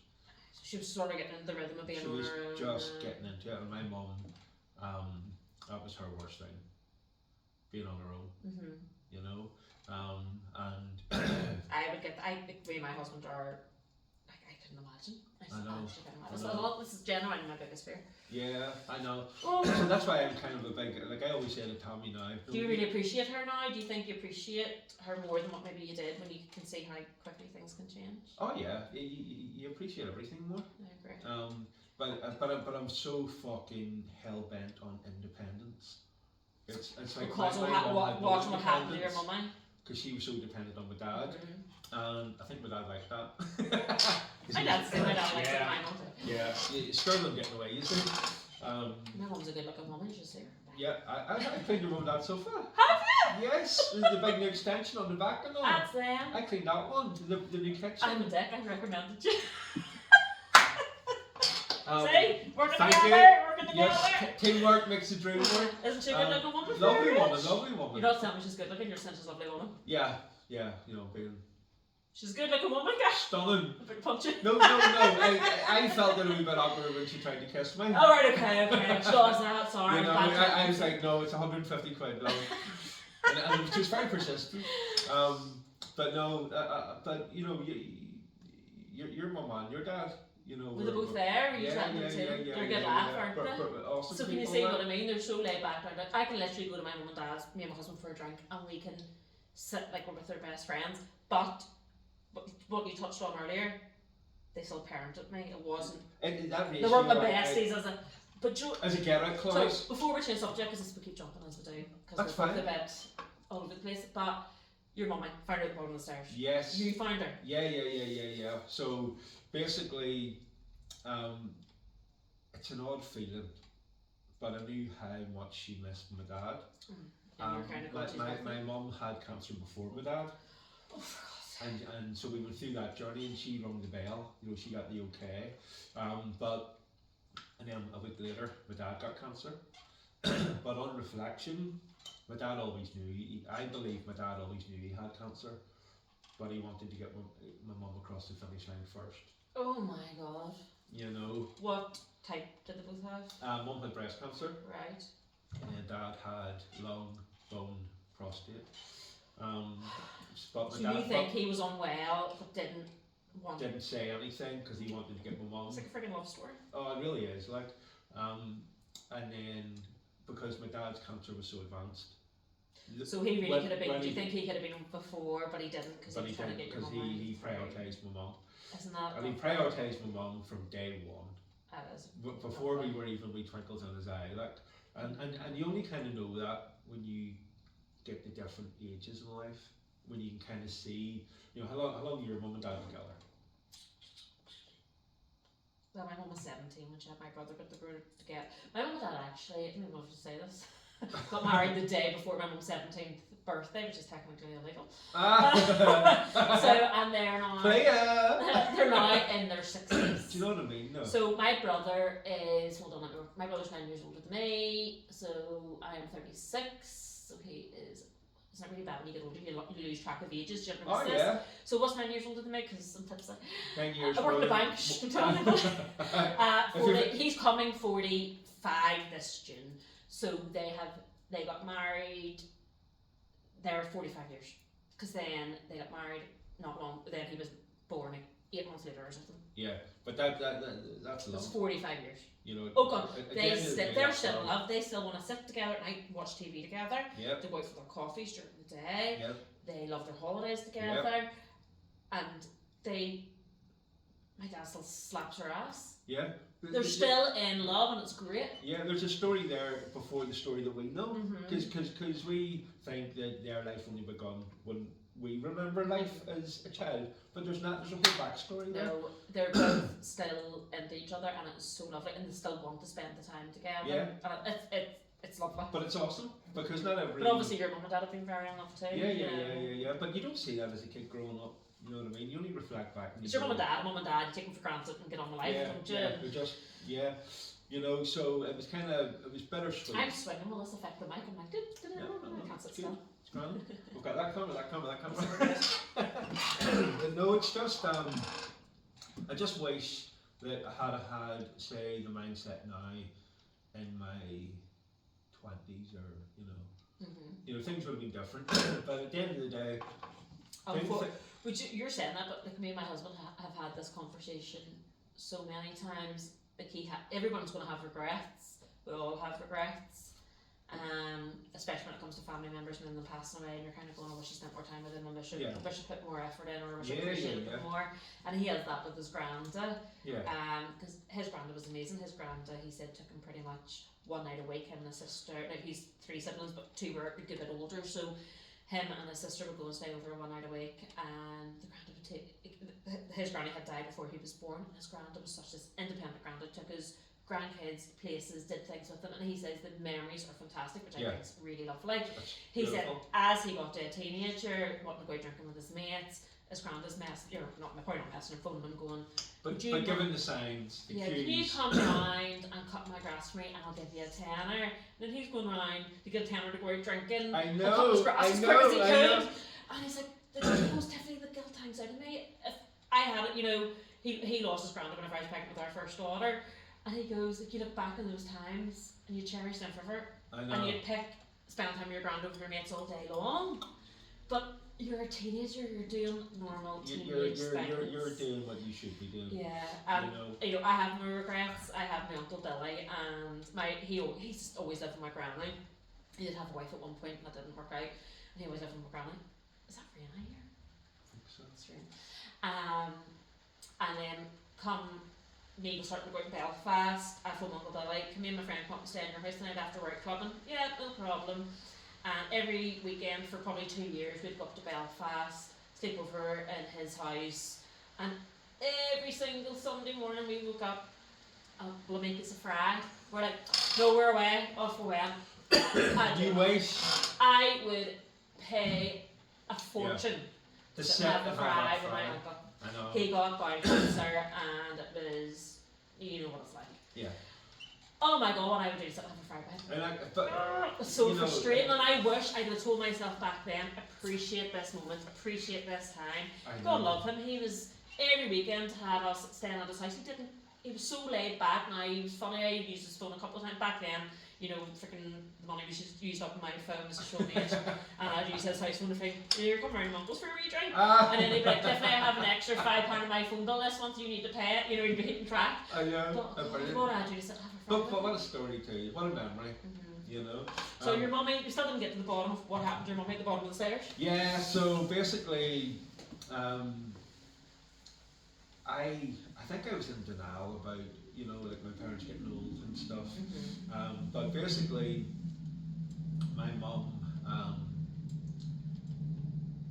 hated being on her own. So she would have locked the doors, like she was getting scared. Instantly. She'd lock the doors when you left. But her friend phoned that morning, and there was no answer. So she phoned me and she said, Garth, I just know something's wrong. And I was on my way to do a job. So Saturday morning I was heading towards Belfast. Right. And I just turned straight up the carriageway. And she meant that as in with herself? Yeah, she didn't feel right? Because my mum would have spoke to anybody.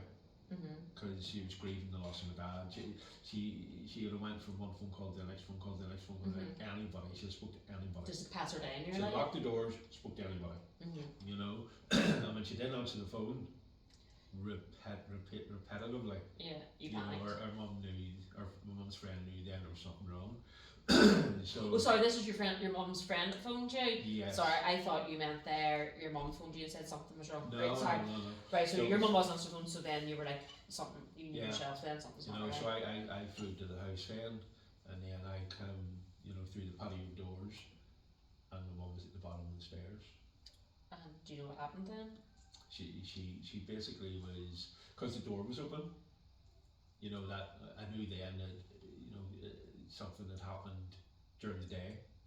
Yes, because she would lock it at night. The fucking door at night. So basically she was going out for lunch with her sister that day. So the way I read it was, she shouldn't make lunch then? No. She went to bed that night, come downstairs, opened the door, had coffee, and then was making her way back up the stairs to get ready. To go out for lunch. And she had tripped and fell down the stairs. She died from falling downstairs? Yeah.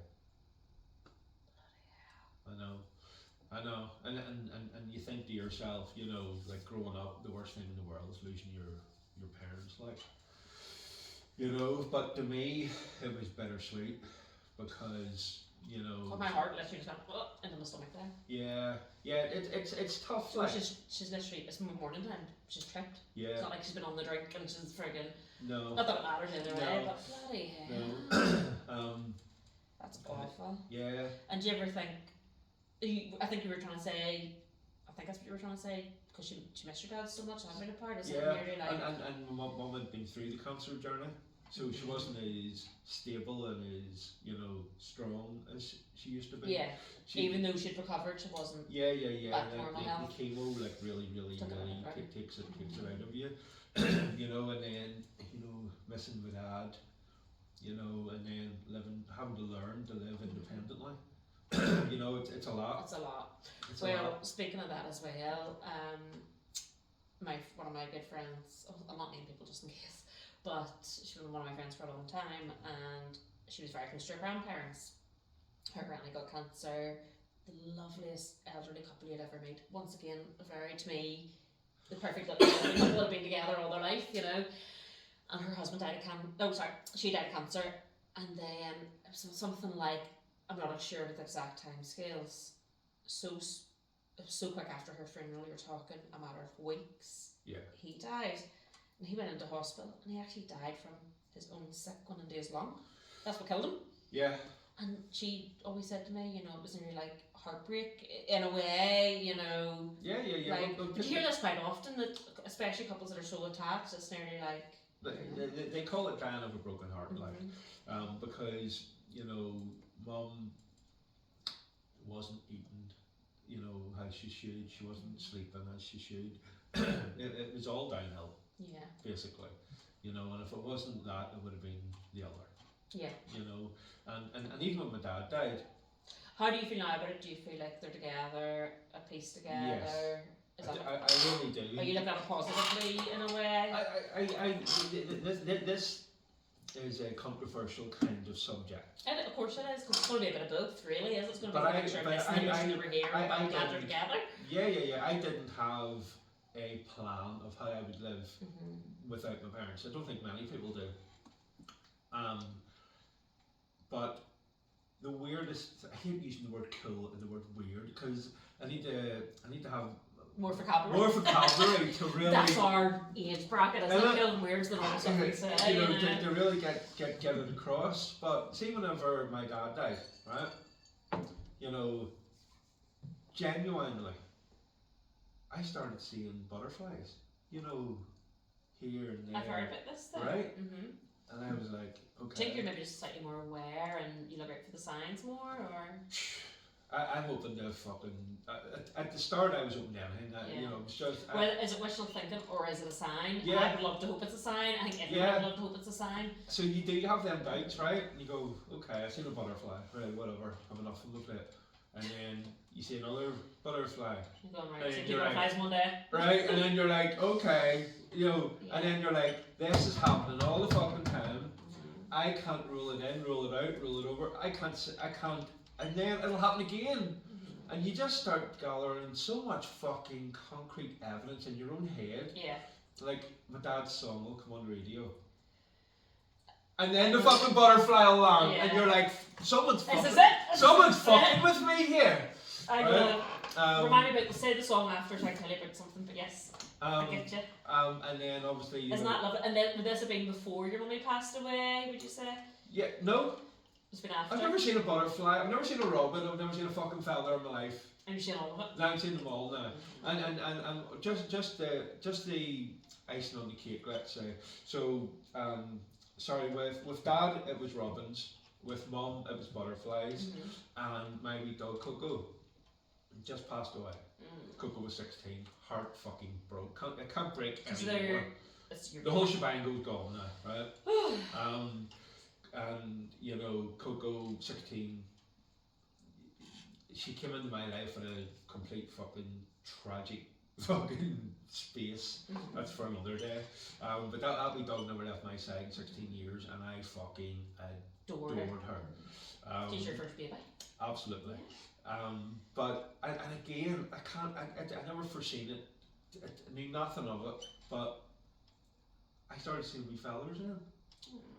Right? Yeah. And I was like, I'm past the stage now where I'm second guessing, or you're just accepting. I'm accepting it. Yeah. So that's lovely. That's really lovely. So, and I hate to say later life, like, but you know, I'm in my 40s. Like, I lost lost dad, lost mum, lost my dog.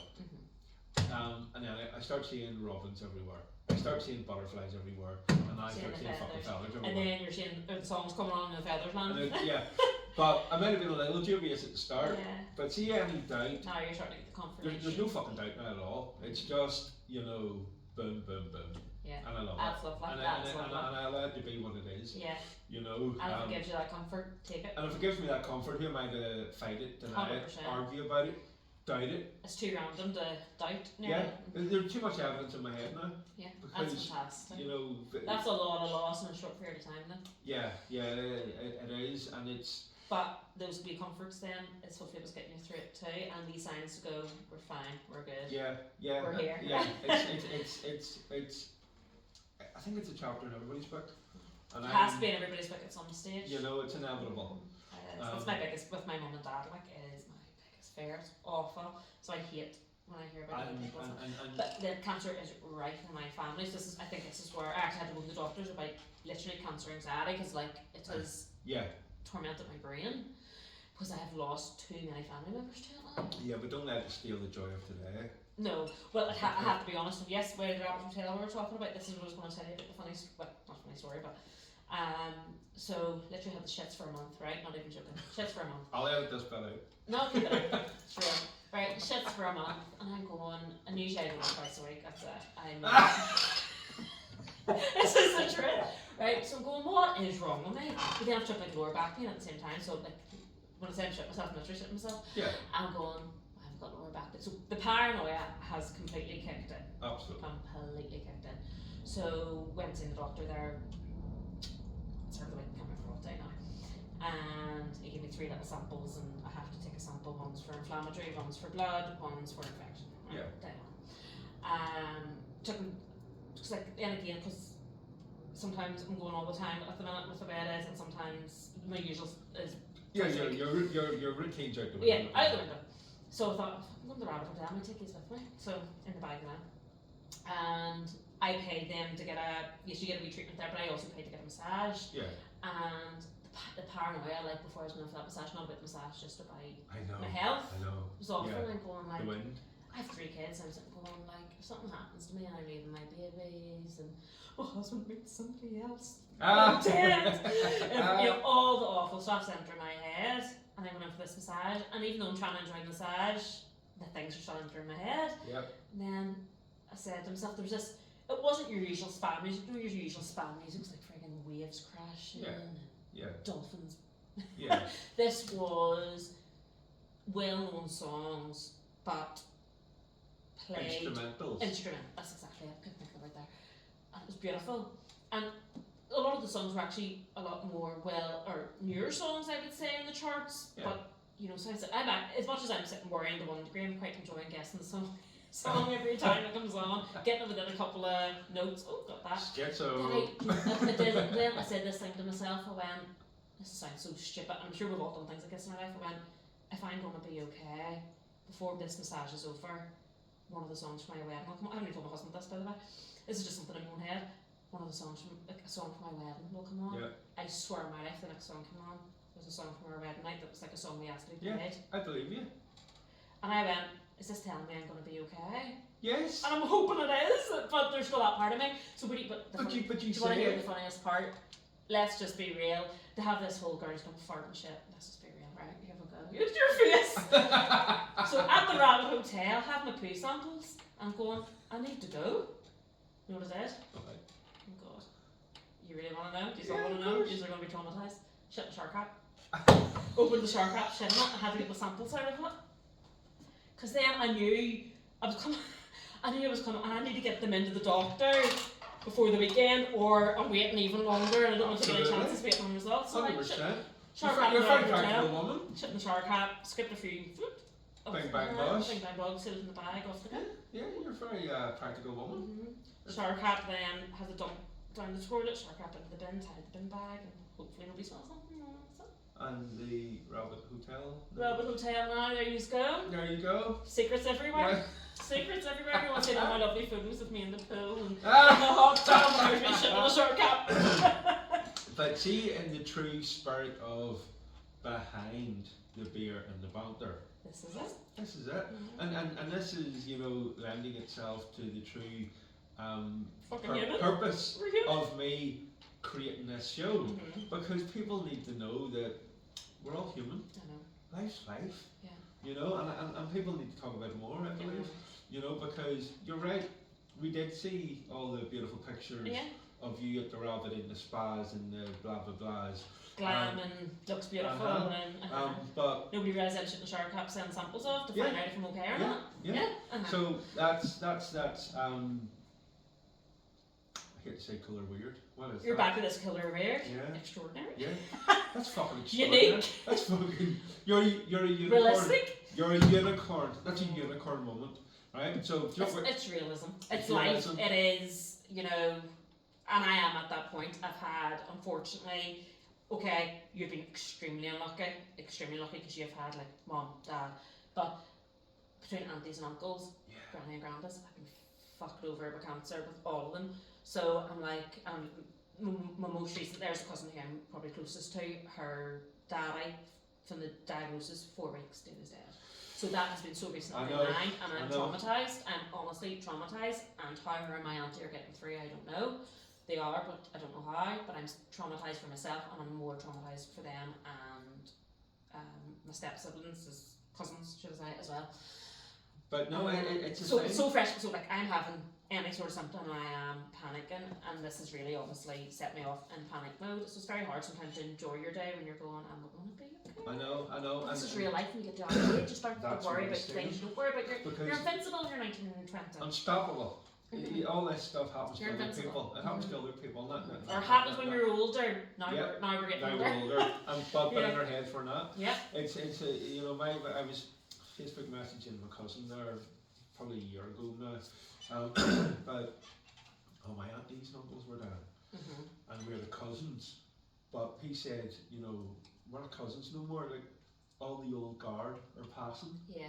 We are now the new guard as such, and I was like, I don't want to be.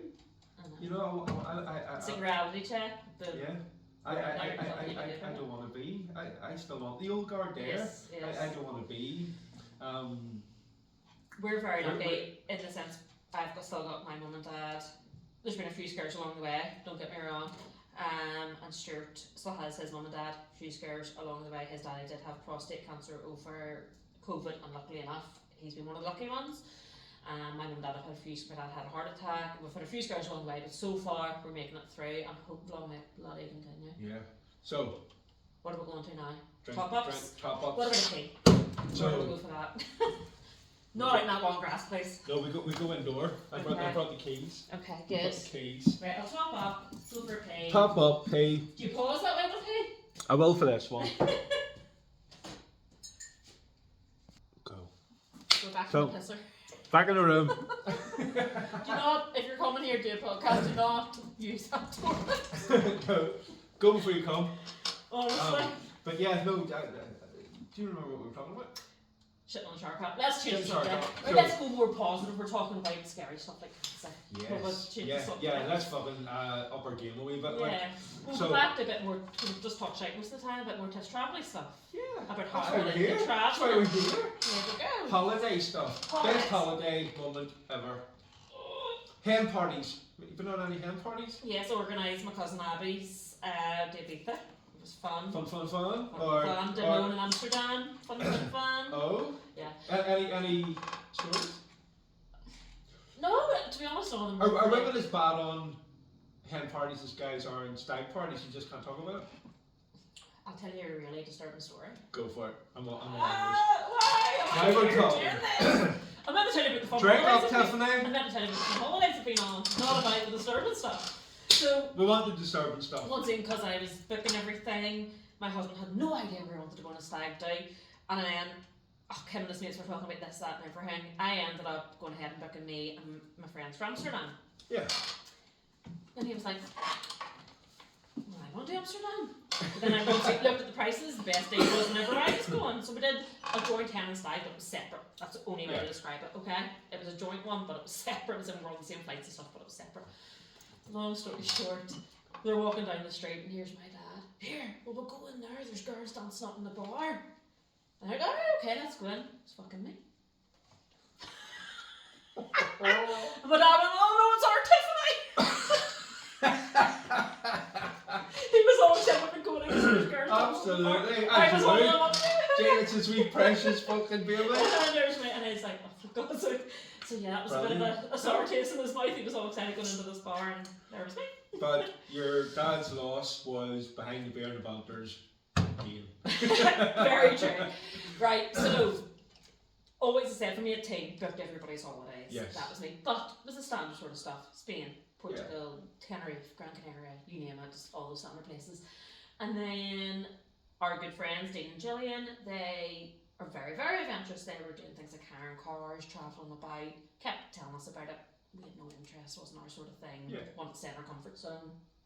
And it was coming up to my husband's 30th, and he was a bit more adventurous. He wanted to do Iceland, and that was like a real big deal to me. I'm going, I don't deal with the cold, I'm not going to cope with the cold. So, but at the same time, you love somebody. So I was like, right, I'm going to do it for him. So Gillian and I got together to organise a surprise for him and Dean. And I am telling you, I was so nervous about this because I don't ever done a hot holiday. Yeah. I can't cope with the cold at home, so I'm going, I'm going to cope with the cold in Iceland. It's a different cold though. It really is. And my friend was saying, look, you're wearing thermals, you're wearing ski bottoms, you're wearing all the right clothes, you're not going to feel it the way you think you're going to feel it. And it's still a different cold at home. It's not the bitter cold that we get. It's better in its own way, but it's just because we have the wind and all here, it freaking kills us, doesn't it? So, but I had myself up to high about this. Well, it wasn't the best trip of my life, so I went, literally we hired a car, drove about. Even that was so daunting to me. We're driving about ice and snow and how we're going to cope. The tyres, or we couldn't freaking skin if you tried. I think that was the one that I kind of got really invested in. You were away for like a week or something, were you? Oh no, we were actually away for like 4 days, but Really? we squeezed in. You squeezed a lot in. Oh, It was a proper road trip. We did. Too. So that was the second time we went. So then Ah. we did a full lap of the whole of Iceland. Yeah. That's the one you're saying. Got you. Because you were doing fucking snow angels and snow slides, and it was fucking. From an outsider looking in, it looked awesome. It was, no, genuinely, And it was awesome. you've been here now. That was your first kind of snow holiday. That was my first anything really. Oh, no, it's always like, because then as with my other friend, we had done Greece and stuff and Turkey, but yes, that was my first then cold holiday. But outside of going on holiday with my mum and dad, it was me going to like even Greece and Turkey was adventurous, you know, in my eyes. But yes, done that, and I came back, and it was like I was a new woman. And I came back on the day I came back, the night I came back, done a pregnancy test, pregnant for my second child. I'm like, Stop it. I swear on my life, swear on my life. And we were in the Blue Lagoon, and we weren't being careful. No, you were drinking too many Blue Lagoons. If it happens. This is kind of because the first one we tried too hard, nearly. So the second one, like, if it happens, it happens. In the Blue Lagoon, it was our last day, and I drank one prosecco, and I was like, I'm drunk. Why am I drunk one prosecco? So whenever we got home, I said to Stuart, I shouldn't have been drunk. It was too easy to get drunk. Yeah. took the pregnancy test, there it was. I'm going, oh my god. And I was like, this is me, I feel like a new woman. I'm just getting into travelling here and I'm about to pop out a second sport. That is genuinely the truth. So the time I found out I love to actually travel beyond the normal destinations, there was me having a second baby. That was it. Then I was like, right, when we're getting the next one organised, when we're getting sorted. What, the next baby? No, the next holiday. The next holiday. Oh yes, looking forward to the baby, but I was like, let's get on this next holiday. So that was me completely converted then to trying a snow holiday, to driving abroad, doing things I hadn't done. Getting out of your comfort zone. Opened my eyes. And genuinely, I can swear in my life, I did not think I was going to enjoy any of that. I know. I knew I'd enjoy the Blue Lagoon because it's a nice thermal pool, you know. Other than that, I'm going, this is going to be nothing short of hell for me. But that's a great kind of advice to get out of your comfort zone. 100%. So anybody who's worried about doing it, do it. That is the only thing I can say. So my husband, that was him then. We got him, we booked it under day and drove abroad before, so then we got my husband as the additional driver. Yeah. And that's us now. Not saying we drive every single holiday, we do like a resort type holiday with our kids, we don't. Yeah. But even some of the holidays we do with the kids now, we drive. It's all Tell me this, where's the cheapest place to go as in their currency? Where do you get the best conversion? Oh yeah, they give you the best interest and such. No. But what do you mean, to change your money? Not to change your money, but to go and spend your money. For a cheap time away? Yeah, you know like in Benidorm you can get a pint for €1. Right, okay, sorry, I didn't think you were talking exchange rates here. No, not that smart. See, back then people used to say crack off, and now I'm going. Yeah, well, it's like everyone, they've had their go, and now they're ripping out of it. I have to say, I don't think anywhere I go, I can go. That is. I remember my mate telling me a story. He went to Bali. You know, you do the whole Australia thing for a year. He said, gee, everything's 50p, like. Really? Now, this was 20 years ago, like. Yeah. But I'm sure they've had their day, and it's somewhere else now. But he's like. But even Turkey the last couple of years, it's really expensive. Yeah, I'm not saying like where people will go pick Turkey over Spain because when they get there, it's cheaper, more for their money, more for their pound. Not now, like that is the truth. Now I would still say for more for the pound. That's, to be honest, that's is there anywhere now? What I'm trying to think here, because I never got the Latvia, so I can't tell you about Latvia. What I will say is we fly to Poland, but we drive about an hour and a half and go to a place called Zakopane. But see, all the outskirts of Zakopane, so much cheaper than the centre of Krakow. Yeah. And you're going to snow, you're going to mountains, you're going, it's beautiful, beautiful. So highly recommend it. And then Bulgaria too, where you've one place I've never been, so I can't, from what I hear, yeah. I still don't think it's as cheap as what it used to be, but I think it's just like anything. Yeah, well, I know the properties went up a lot. Yeah. But you've got the snow here, and you've got the fucking beaches there. Yes. You know, my husband went to Romania, him and my friend Dean. That area. And they did Transylvanian mountains on quads. Wow. And they said it was cheap. And they loved that. Awesome. And did you pick that? Yes, I organised that for them as well. So found that basically. Where do you fly to get there? I asked me this when I'm tipsy, hold on. Do you have to go down to Dublin though? Dublin Airport. City or no. Dublin Airport to. Because there's 3 different airports, Dublin Airport fly to there. I'll have to look it up, can't remember now. But anyway, but it's down Dublin and over. Dublin and over. And then I found a guy over there who, just through Facebook basically, well, googled it initially, found it through Facebook, and then he organises, it can be quad trips or it can be snowboard, or not, what do you call them? Snow surfing? No, what do you call it? You can do bikes, you can do quads, and then you can also do, what's happened to me? Horses? No! Snowmobiles. Me. Oh, snowmobiles? But you wouldn't really, it's not very adventurous, snowmobiles. Yeah, but you've got like a jet ski, and then you've got snowmobiles over the jet ski. Is this a whole new thing? No, so they jet skis on the side. Dean would have been more into bikes, but he actually said no, think going over the mountains, quads would be more fun. Yeah. So they chose to do the quads, and they literally went through every terrain you could do. They loved it. They went in March, so they did a mixture of snow, slush, and they got stuck in the mud. They got something. They said they actually felt they were like on what did you call Jeremy Clarkson's program, where like they go out in the car and things would go wrong. Yeah. Yeah, I know. That's the one after. Yeah. The drinks kicking in and we're getting I forgetful know, here. but I know what show you you're know what I talking mean? about. So something had happened, Dean's quadrant broke, and they were literally using Yeah, they patch it they together. were using like nature friggin' bits of tree trunk and all to like bend this thing back into place to fit it back up. It's on my Tiffs Travels Instagram area, you can watch it. Because I said, send me everything and I'll put it up. And they just loved that. And he said over there was cheap stuff was Romania.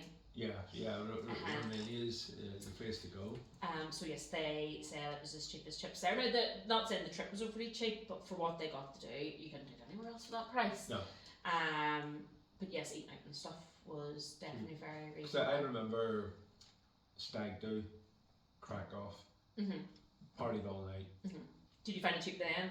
I'm going back You could get 50p a pint. 10 years. It wasn't just 50p a pint, right? Because this was my first experience of holy shit, right? So Was that also your first experience of going somewhere a bit different? well, again, that's why I was touching on the cold. It's not cold over there, like our So cold. what temperature, or what month did you go, sorry? Oh, I can't even remember. But it's But like, was it a cold month? oh, it was freezing. But it was Did you bring the right clothing? no, Oh shit. because I was going to stag do. I was probably blocked for about 3 Probably days the last thing before we in mind. went. Yeah. And I arrived and we had a fucking party. And then the next day we were going on it. But I had only a t-shirt on.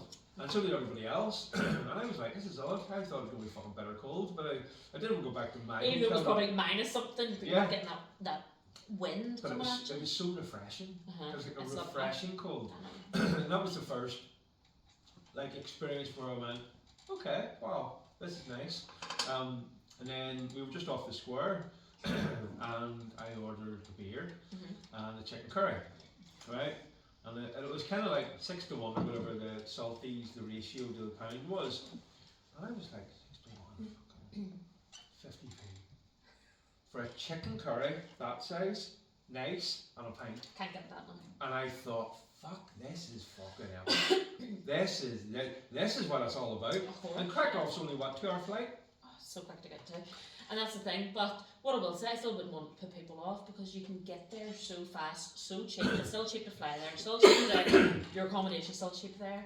And so what, you go out to Belfast, spend more. Do you know, that's how I look at it. You really do. You spend more on your taxi up Very time right, to you do. a flight to you know Europe. This is what I've found. Sometimes because I live out Malaya direction, me to go to Belfast, it's cheaper for me to jump on a plane half the time. It really is. Another place I found really reasonable, and I would really recommend that I did not so long ago, it's Gdańsk in Poland. Yes. Now it's a bit more travel, isn't it? No? No, Or is it an airport? What's it closer to that? you literally fly into Gdańsk, and it's like 20 minutes transfer, and you're into the city centre. But see how beautiful like you go into these restaurants and you think you're at the Ritz. I mean, they are like 5-star looking place, swanky. And yet you're going in and stuff's cheaper than home. So I have to say, oh yes, you can go out there, eat and drink in really beautiful places that at home is Yeah, what you'd pay. you need to get a So it's another really good place to go. Another interesting trip I did, which when I was pregnant, thank God they didn't ask me how far on I was, because I wouldn't have got on this trip either. This is before the Latvia one. I went to Finland, I went to Broadening, and it was a complete DIY trip. So I mean, you know, people see the package deals with the book, and it's like one night, and you get to see something. You get to put the pen up and pay thousands. I actually have a breakdown of everything I paid on my phone from start to finish. We went for a week. So it worked out just over $4,000 in total, which sounds like a lot of money, but not when you look at what we did. Yeah. So there was 4 of us. Like 4 of us, return flights, luggage, car hire. I'm taking and spending money here, fuel, and spending money as well. we'll spend the money, absolutely. I mean, I've at least found that I have it in there somewhere. Spent absolutely everything. So what we did was we flew to Rovaniemi, collected our car, and headed off to our first destination. And we did 2 nights there. This is really bad, because I'm usually can call these places off like this. Yeah. But because I've had a few drinks, I can't remember the names. I didn't need to get an Instagram out and tap through it. Yes, we went to. So we did. I can fill in the blanks for bullet points after. Yeah, we we drove a couple, so probably about 2 hours from the airport, stopped for food on the way, so it didn't take 2 hours. And had literally a cabin, or like a wee house in the middle of nowhere, and had its own sauna inside. It was like the postcard. I mean, you walk out and the place is covered in snow. Yeah. Pure heaven. Stayed there for 2 nights, and we did a place called the Elves Hideaway, which I managed to find. You can't do that if you just do your normal Lapland trip. So we took the kids. This is off the beaten track. This is off the beaten track. But better. So what I have done, I've had a couple of people contact me, and I've planned their full trip from start to finish, including their itinerary for this. But you could do that because I've been there, I've done it, and I know how it works. And you know. And I did a lot of investigation beforehand before I went. So we did the Elves Hideaway, which we got to go, and the kids get to make Christmas they go to elf school, and they get to make like Christmas decorations. They get to make gingerbread. They get. Oh, it's just, I can't explain it. It's magical. Different things you get to do. You can go on a reindeer ride, everything. It's magical. And there's people doing that ice dipping, do you know, like they're through the holes in the ice and there's a bit of sledding, there's a bit of everything. It was fantastic. Everything Christmassy. Everything Christmassy was there. So we did that, and then I spent. I spent New Year's Eve sleeping in a real life igloo. Stop it.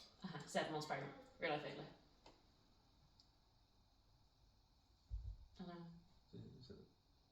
Did you think you heard your name?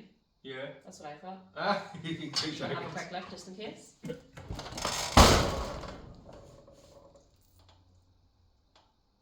Mine has been somebody shouting and we're thinking we're hearing your name. Yeah. But yes, so an actual proper. It's just funny because that fell. That fell, and then I started hearing your name. Who's right? Look, you can get on the show next week. That was magical. So this man basically cuts out. He makes these igloos himself. Yeah. He cuts out ice Yep. from the lake, and the ice is so. And then builds it. And builds these igloos on top of this lake. Wow. It is like independent igloo there. And every single igloo. And did you stay on it overnight or overnight? Like a tent? No, overnight in the igloo. Wow. Yes. So every. What was that like? Is it cool?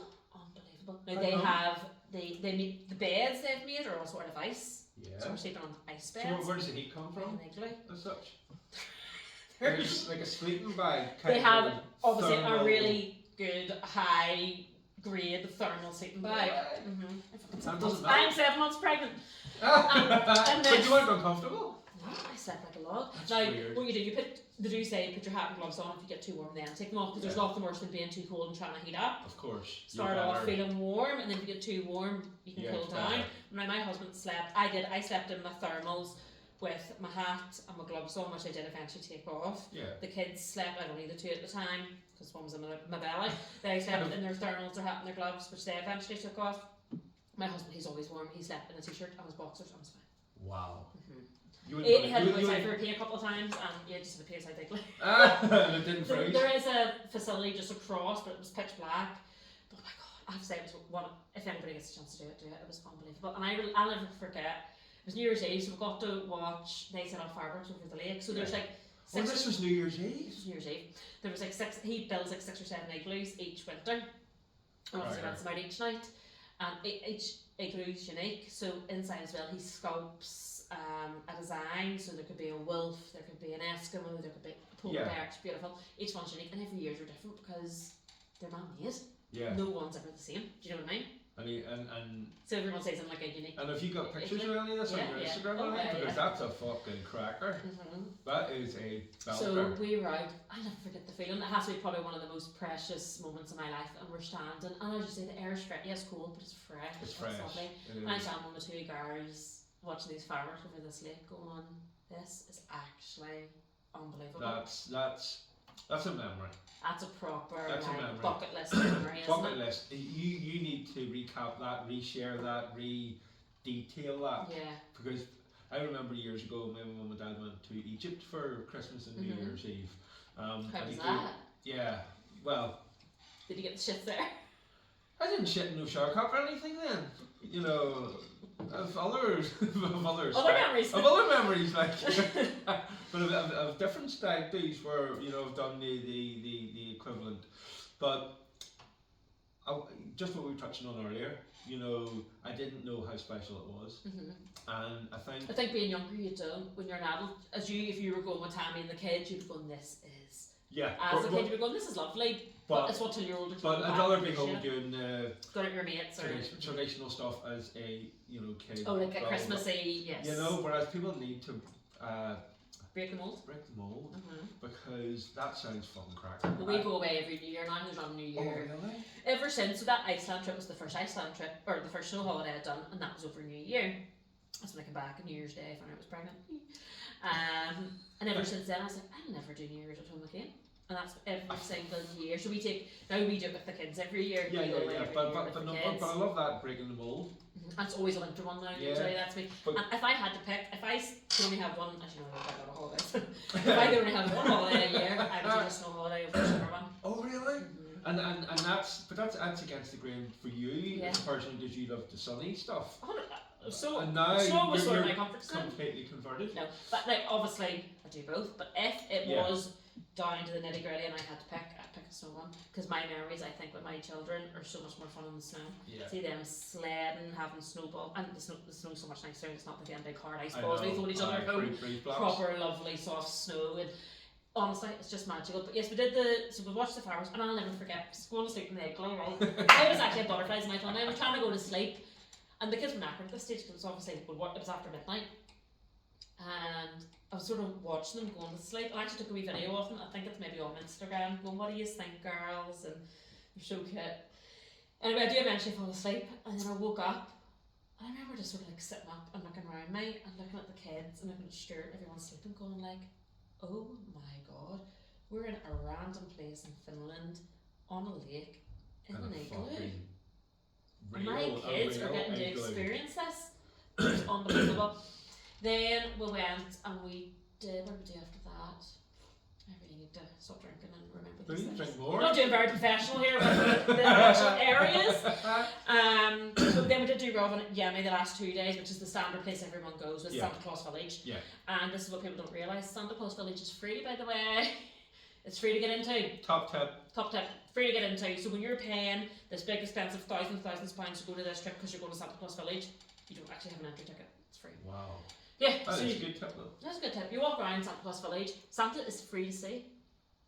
You pay if you want to photo. Wow. So there you go. Now there's husky sledding. No, not husky It's not sledding. free. It's not free. There's kids snowmobiles. There's reindeer sleigh ride. You pay for those activities, but once again they add up to it's very very little. So there's the pound conversion. Oh no, Finland's a fortune. But what I'm saying is compared to what you pay for this package deal to go and do an overnight. I remember Willie Kane saying to me, him and Carrie and the kids, or maybe it was actually maybe we had one at this stage actually, their eldest daughter, and they went I think they went for like one night. It was thousands anyway, and he actually said to me, do you know, but we had to leave early in the morning. Then by the time you get there, because you had to get her up so early, she was knackered when she got there. Then you spent the whole day doing the fun stuff.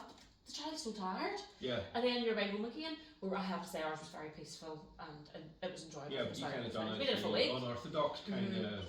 Yeah, you done it a little different. Yeah, there was something else we did in between that as well before we went to Rovaniemi. What was it? Oh, we stayed in a place called the Santa Claus Hotel or something. Wasn't very Santa Clausy now, but there was just bowling, indoor pool. We just chilled for a day and stuff as well. In between that, there was something else was recent. I just can't remember. Go to Instagram, you'll find it. So tell me this, Tiffany. Tell me this. Moving forward, right? So we've done the start, the middle, and then we're moving towards the end. Right. So you are Tiffs travel finds. Right? Yes. So what is the ideal holiday? And then tell me this. Okay. What is the ideal holiday find? You know, for your audience that, you know, are looking for, you know, the holiday look. So what is your now, ideal future holiday? now being over 30 and doing the different things I do, Yeah. it is definitely not staying put in one place. So it is very much renting a car Yeah. and travelling about. And I can't specifically, probably the most magical one has been Lapland with the kids, because I mean, even Alice found it magical. It's one of those ones. It's just got that Christmas vibe, There's Santa vibe. There's no beating it. We did that over New Year. No beating it. But sorry, there was not Santa Park we went to. Sorry, I saw Santa and we did other things. That's what I just knew I had to come back to me. But anyway, that probably is one of the most magical ones I've done, that I will really cherish the memories. So moving forward, that's kind of like your summer holiday. Moving forward, not necessarily. No, every New Year we go to a place called Zakopane, which you fly to Krakow, drive down to. Remember I said the mountain area. Yeah. And there's snow and it's cheap. And you do that at the end of the year? We do that every New Year. And we'll go and we'll ski, and it's so cheap to ski there compared to I tried skiing in Austria, Switzerland. Buttons to ski, as I said, Zakopane away from Krakow. The prices are so much cheaper. Not that you can ski in Krakow, but you know what I mean. You can get a private instructor for like £25 and get a lesson, and your ski stuff's like £5 to rent. Brilliant. It's brilliant. That there's for our general so winter holiday. Moving forward, that's we're going to sort of continue. We're continuing that, yeah. Now we're actually not going this New Year because now the ones at my yard, we've all got such good friends, as I was saying earlier, and there's 23 of us now booked. But we're all going to go in the January, pull the kids out of school. Yeah, so we're all going in January, 23 of us, but it's all the kids. So that's where you're at now. That's like that's the most I've ever booked. I booked that last week. The flights came out. 23 of us, accommodation booked, and we've literally got all our own cabins in this cul-de-sac, but we've took up the whole cul-de-sac, so it's friggin' awesome. And if you get your own chefs? I wish. So we've got then 3 car hires between us, but it's 9-seaters because there's 23 of us. Because I've seen them, like, and they come with their own chefs. Oh no, we're not up to that level. No, we're not that fancy. We're trying to do this on a budget here. Have you got the option for that? No? I'm sure I could Google and find a local chef that would come and cook for us. Chef, I'm telling you. Something I have done it. I'm such a fussy. I know, well. I'm not exactly very adventurous with my food, so my husband would do anything. I'm very picky with your drinks. So. Yes, very. But no, I love that. So that's kind of like that's what I would love where people. You're at now. Yes, obviously I'll put up my normal standard holidays, but I would love people who are maybe interested in trying something a bit different contacting me, and I could plan my itinerary for them. So for instance, I go away on Thursday. Yes. Just me and my husband. Yeah. Mum and Dad have actually now decided to tag along, and I've done this before. We're doing Lake Garda, so. We're flying to the airport, we've hired a car, and we're driving it, and we're stopping in, I'm probably not pronouncing these places right, Limone. We're doing Limone for 2 nights, and seeing Limone, then we're going to go to a place, I'm definitely pronouncing this wrong, Malcasine, I think. I'm doing it for the day, and then we're the last 2 nights in Sermone, and we literally, you do like a full circle of the lake. It's stunning, and you're just getting to see something different every day. Wonderful. Yeah. So I'd love people to. And people maybe think it's very stressful. Oh, but sure, then you have to pack and unpack and see when you get into the swing of it. It's nothing. I never ever do my case. I take out what I need each day. That's what I was going to say. You get into the swing of it. You just go and fucking take it. And you really get to see a new side travelling outside of your normal staying at one spot for a week. Yeah, because once upon a time I thought I thought the travelling world was just like so rigid and robust. Boom, boom, boom. You book here, you go there, you travel here, you stay. You go home there. But when you get the confidence, you go, do you know what, fuck that. Oh yeah. I'm just going to get on a plane and go. Well, this is the level we've got to with our friends Dean and Gillian, which once again, it's been them that's kind of brought that out in us. Sometimes we go and we've got the flights booked. And we stay somewhere different every night, and we're booking as we go. We'll see where we end up. And we kind of done that with that Norway trip. Yeah. So that Norway trip, if you can actually, my most followers, I've got like 11,000 on Facebook, but actually my Instagram is where it's only got like, I can't remember, not very many on Instagram, but that's where all my actual stories are. And if you watch the story, I put up the struggle. I've never actually struggled finding accommodation last minute, where there was a couple of times I actually did struggle. You did? I did, yeah, I did. Well, tell me your worst nightmare struggle trying to find that. Because it wasn't when you were sitting at the airport heavily pregnant. No, it didn't bother me. And that didn't bother you. So, I felt bad for my friend. Yeah. But so there's worse than that? And you struggled more? I can't say it stressed me out though. I get stressed over something else at home. I just I think there was like 3 different places I tried, because it was so last minute. I kept refusing it. I was like, shit, I really need to find somewhere. It's like 8 o'clock at night. What am I gonna do? I that's when you were on holiday. Yeah, we were there, we were driving. Yeah. But that's in the back of the car. And I think I seen that one. yeah. And I kind of felt that from home. Yeah. And I didn't know you then. That was really the first night. Then the other nights I got no problem. I got on a wee bit earlier in the day those days. Yeah. But yeah. But were you working your budget then? Is that what was stressful? Or I always am still. There's just stuff I'm willing to pay and stuff I'm not willing to pay. So yes, I could have went and paid more money and went somewhere else, but I wasn't willing to pay it. So I will kind of. So it wasn't as if there wasn't options. Oh, I could have went to say hotel, probably Yeah, paid yeah, 3 yeah, times the yeah, price, yeah, but I wasn't willing to do Yeah, you that. didn't do that. Yeah. No, I have seen them. It just goes to show you how all these like stories, how far they go. Like Yeah. you know, it's like this here. It's like people will watch this like you know way beyond our field of like understanding like Yeah. people are gonna see loads of this. I ain't editing any of it. Good. I'll get an idea of something. No, definitely not. But yes, as I said, it took me over 30 to then actually my eyes to be opened, and now one of my favourite things, I don't drive myself, and I have tried it, I've hopped in and drove on 2 roads on the wrong side and whoop, but Yeah, when you're abroad, yeah, it's because like the girls at home are still at the age like we've done Orlando and Disneyland and all, we've done all that, but the girls were still kind of young, so we're going to do it again. Like they're a wee bit older, and Maisie can get on, Universal. she can actually get on the rides. She can actually She's get on the tall rides enough. now. But people don't realise, like I'm fucking half backward. So you see driving on the other side of the road. So you drive over there when you go? No. But I'm gonna have to. But you're going to do it. I'm going you're to going to step up. I'm gonna have to learn. Sniff a step. I'm gonna, like last year I learned how to tie my own shoelaces and That's all. good. Very Very impressed. good, like, thank you. So You're going to step up. You're going to do it. yeah. And then over there you get like big Mustang, the big massive. What do Yeah. you call them? Not Jeeps, no, but you know what I mean. The Mustangs, or the 4x4s or the the big, yeah. what do you call the? You know what I'm talking about. I know what you're talking about. Arnold Schwarzenegger and You get some cool cars for good prices over there. yeah. Right But over there. and that's all good, but it's I'm not fucking laid back anyway. I'm half backward. I'll be driving around like that It's only one side or the other. I probably will. But no, my husband. You said, is it easy? Have you done it?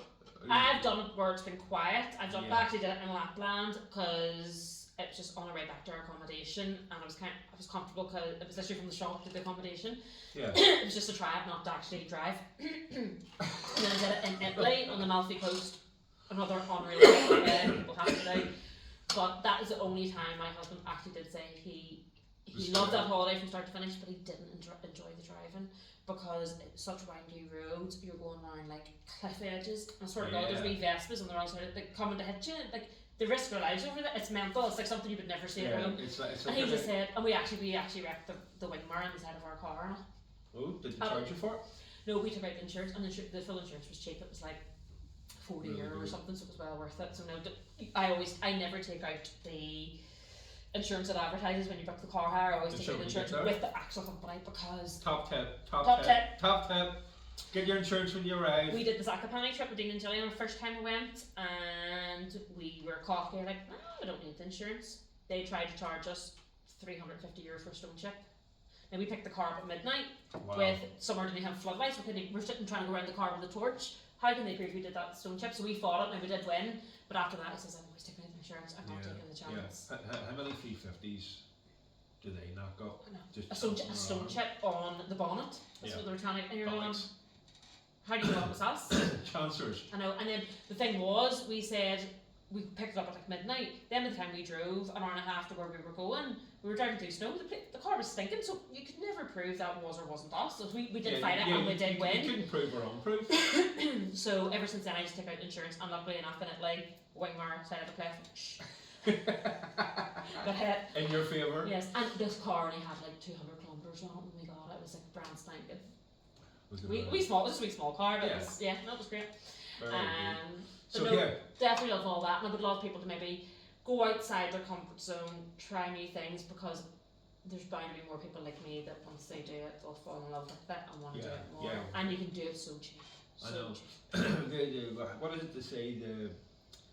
the fruit is always out on the limb. Don't know about that saying.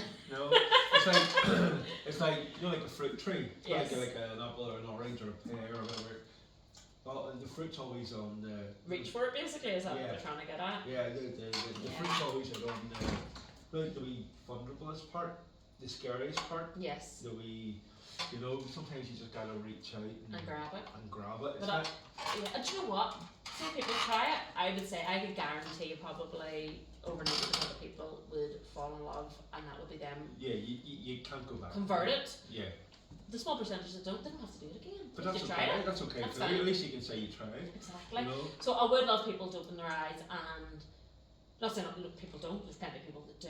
And Yeah. I said it took my mates to open my eyes, and I'm so glad they did. Yeah. Now I'm so much more confident now of winging it. Yeah. Yeah. I don't expect people on test Yeah, levels wing to it. wing it to but if they want to a say calculated way.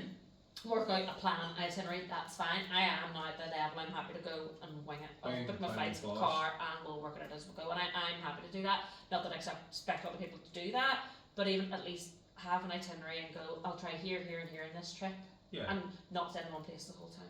Yeah. So, tell me this, right? Tiffs travel finds, right? We've got to know you. I've got to know you. Yeah. We've got to know. I shut my shark We've definitely got to go behind, the social media presence, blah blah blah, and I love that. And we've also got to go behind, why and where, Tiffs Travels came from. Yes. But breaking it down into, like profit, not just a passion, and like tapping into one's, creativity and imagination. Like, where does this not end, but where is the future here? Like, what's the dream? What motivates you? Is it just going to be a wee side passion, or in 20 years' time, are we going to look back at this video and go, you are Everybody in Northern Ireland and no, sign up to me. global, Yeah. global, No, I have. because it's a subscription. Yeah. You can put deals together, or custom kind of private kind of holidays, like I'm just blue sky thinking. Yeah. What's the fucking what could this become like? Have you got ambitious blue sky thinking? I have to goals be here? honest, when I started it off, to me it was going to be a part-time job. Yeah. That's what it was to me. I was like, right, a wee bit extra money inside to help pay for me to Yeah, travel. yeah. That is what I wanted it to be. But to be honest, it's already so far exceeded my expectations. It has, with the growth, I suppose you would say. Yeah. And if it could just keep growing how it was, it would be amazing. And then maybe I could eventually filter into the other parts of the United Kingdom or something, and Yeah. do I have my 2 set days for us, and then have days Yeah. set, or I could really be working maybe full time doing it, or have people working for me, or I don't know. Right now, where I'm at in life, it's fitting in very, very well. Yeah. It's paying me. I'm making probably more than I hope to be making at this stage, Yeah. so I can't complain. Yeah.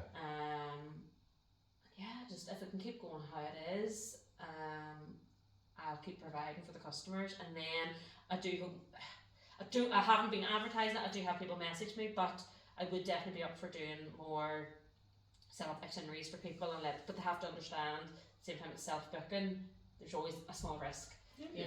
Lay back, you only live once, so what? Yeah, Take the yeah. risk, take the chance.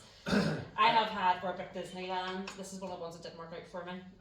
Oh, Yes, this is one that didn't work out. It did, but it actually worked out. I'm going to be positive. It worked out for the better. of course. Right, pregnant again. Freaking always pregnant. I only have 3 kids. On but holiday? this is only because I've done so many holidays pregnant. So this is with my last baby there. Taking the 2 birds to Disneyland Paris, and my mum and dad were coming along, and I had booked 4 nights. So I had my return flights booked, and I had my accommodation at Disney booked. Yeah. And we quite like the Davy Crockett Ranch because it's self-drive. Hire Yes. your car, drive. Once again, if you want to go do something else, you can. Of course. That was all great. A week or two before we were going, I noticed an email to say that the flights had, or basically the flight wasn't leaving on the same day anymore, and I could get a full refund for my flights, or I could amend them. So I'm going, well, I've already kind of got Disney booked for those days. The flight home is still going, the flight out wasn't. Dun dun dun. So I was like, right, best plan of action here. We're going to Disney, so how do I make it work? So I had a look, and obviously my car hire was also booked for everything was the based for the 4 nights we were going.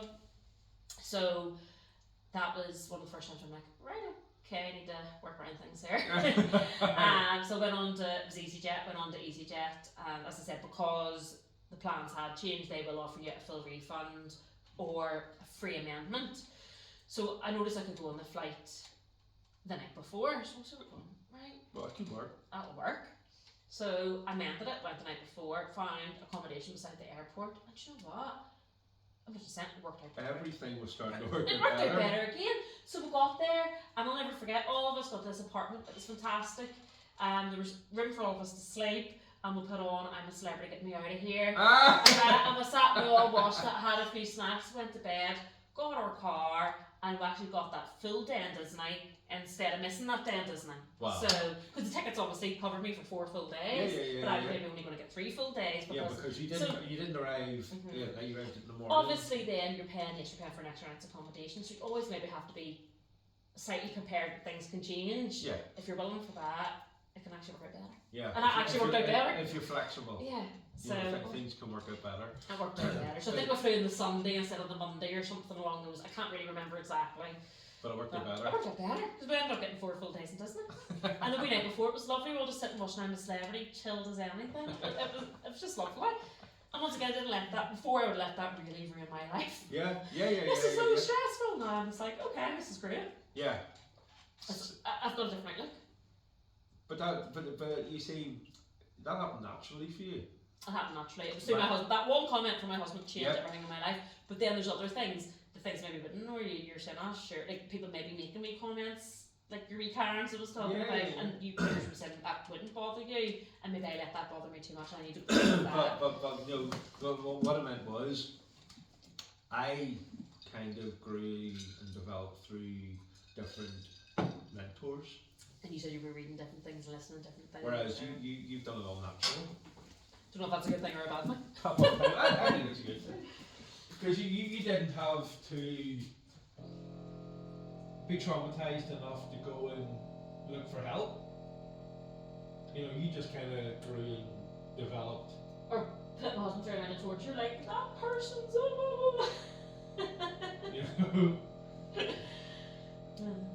But I think having a strong partner definitely helps, and sounds from the things you've said, sounds like you and Tammy have that too, which is great. Yeah, as you were saying, me and Tammy weren't looking for each other. And you found each other. And funny, I would say the same thing with me. Sure. Tammy was in the long term. So what happened? Did you just go on dates? Or how did it come about? You said you were friends with her brother? Yeah. I think it was like Mother's Day or something. Not that me and her brother give a fuck, like, we were out anyway.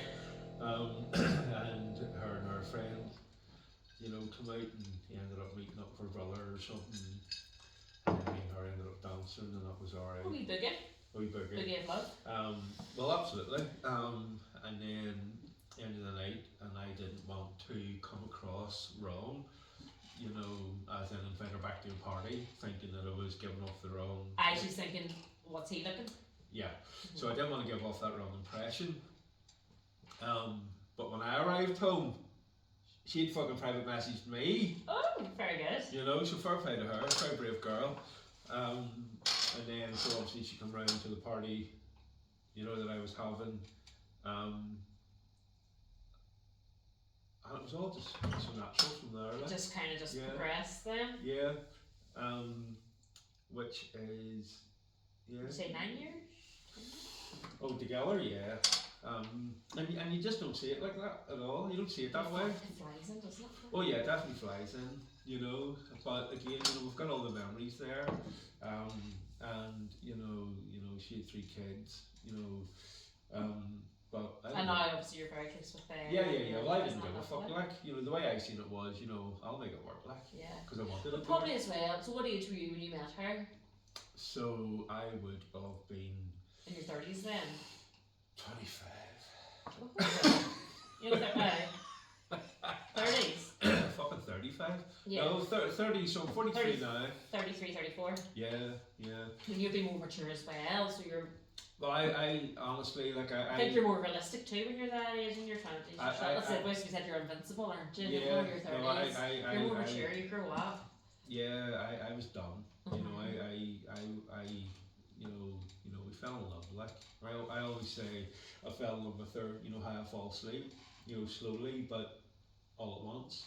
Aww. You know. That's lovely. Yeah, but it's in every, you know, Valentine's on social media, you know, I'll put a wee picture of us out. We lovey-dovey post. And I'll always say that quote because That's it's lovely. true. But I think guys are different. Like, you know, we were not. Well, obviously we were meant to meet, but It wasn't in your own mindset no, at the time. No. But I always think that really ends up being the best. Well, obviously. It does. You know. With Stuart and I was in at the time. Well, I met Stuart. I went to Tech. I was doing a travel and tourism. Didn't last too long. Left. Whenever I left, then he had contacted. We went out one night in. I'm going to say Bar Market again. I still don't know the name. It's Bar Market's put up again. Call it Betty Bash. And we had a wee kiss or whatever, and then just a kiss. By the way, I don't mean or whatever. Just a kiss. Don't explain No, yourself. it was just a kiss, and that was that. I ended up leaving, working full time in Tempest. Yeah. Oh yeah. Tempest, you know, that's where all the cool people work back there. And he had contacted me and was like, "I see you've left Tech. How are you getting on?" It was Bebo back then. Do you remember Bebo? I do. It wasn't even Facebook. It was Bebo. Before that was MSN Messenger. Oh, MSN Messenger. Yeah, we Yeah, kind of so- just got out of that phase more Yeah. into Bebo. Yeah. So he messaged me in Bebo, but that's it. I had a boyfriend. Well, like. Oh. Wow. Well, Shit. and he's like, and I said, "Sorry, I got a boyfriend." And he's like, "Oh, typical." That was course. that. And then I started working in the bank. Me and Willie broke up. Still Yeah, always remain friends. Well, Willie was earning the millions. Still always remain friends. His wife's lovely, and his wee kids are just adorable. We were actually, whenever I had my latest wee baby, he had a few wee milk issues, and Willie and Carrie invited us over, and we came over to their house and bought some of their stuff and all, and the baby's net and all. So That's what it should be. that's the way it should be. Lovely. Anyway, and he's always very, what's the word, like motivational as well for other people. Oh, and absolutely. he Yeah. also wants the best for other people, which is such a lovely trait to see. Salt of the earth. So anyway, what was the point of the story? Yes, when I went on, I was working in the bank, and no, he had contacted me one more time before I seen him in the bank. But that stage I was out with a guy called Oliver. He's like, "Sorry." He's like, "How are you getting on?" Oliver who? Duffin. Oh, what? No, we're joking. So he contacted me, and then I was like, "Sorry, I got So then that was fine. A few years later, I think I got it all for like 4.5 years. We actually lived together, and then I had asked for a transfer because I was traveling up the Upper Newton Arch Road every day. This is in the bank; it was too far. And I got a guy said from Cumber he would transfer or he would swap with me. So he went up Newton Arch Road. I went to Cumber. Stuart was coming in, lodging in his check every week, and it was one of those ones like I knew it was him, he knew it was me, but we didn't really. It was sort of served him. And then I got a wee message from him saying, "Do you remember me?" And I was like, "Of course you remember. I remember you from Tech, yeah." And he's like, and then he basically went, "No." Ask what? But do you remember? And I was like, but then I was like, "Still with that guy, Oliver." Yeah. And he was like, "For fuck's sake, why every time I message you do you have a boyfriend?" Holy shit. I don't know. But then things with me and Oliver just weren't working out anyway. So long story short, shortly after that, Oliver and I separated, and boom, Stuart got a message. "Hi there, single." And that was it.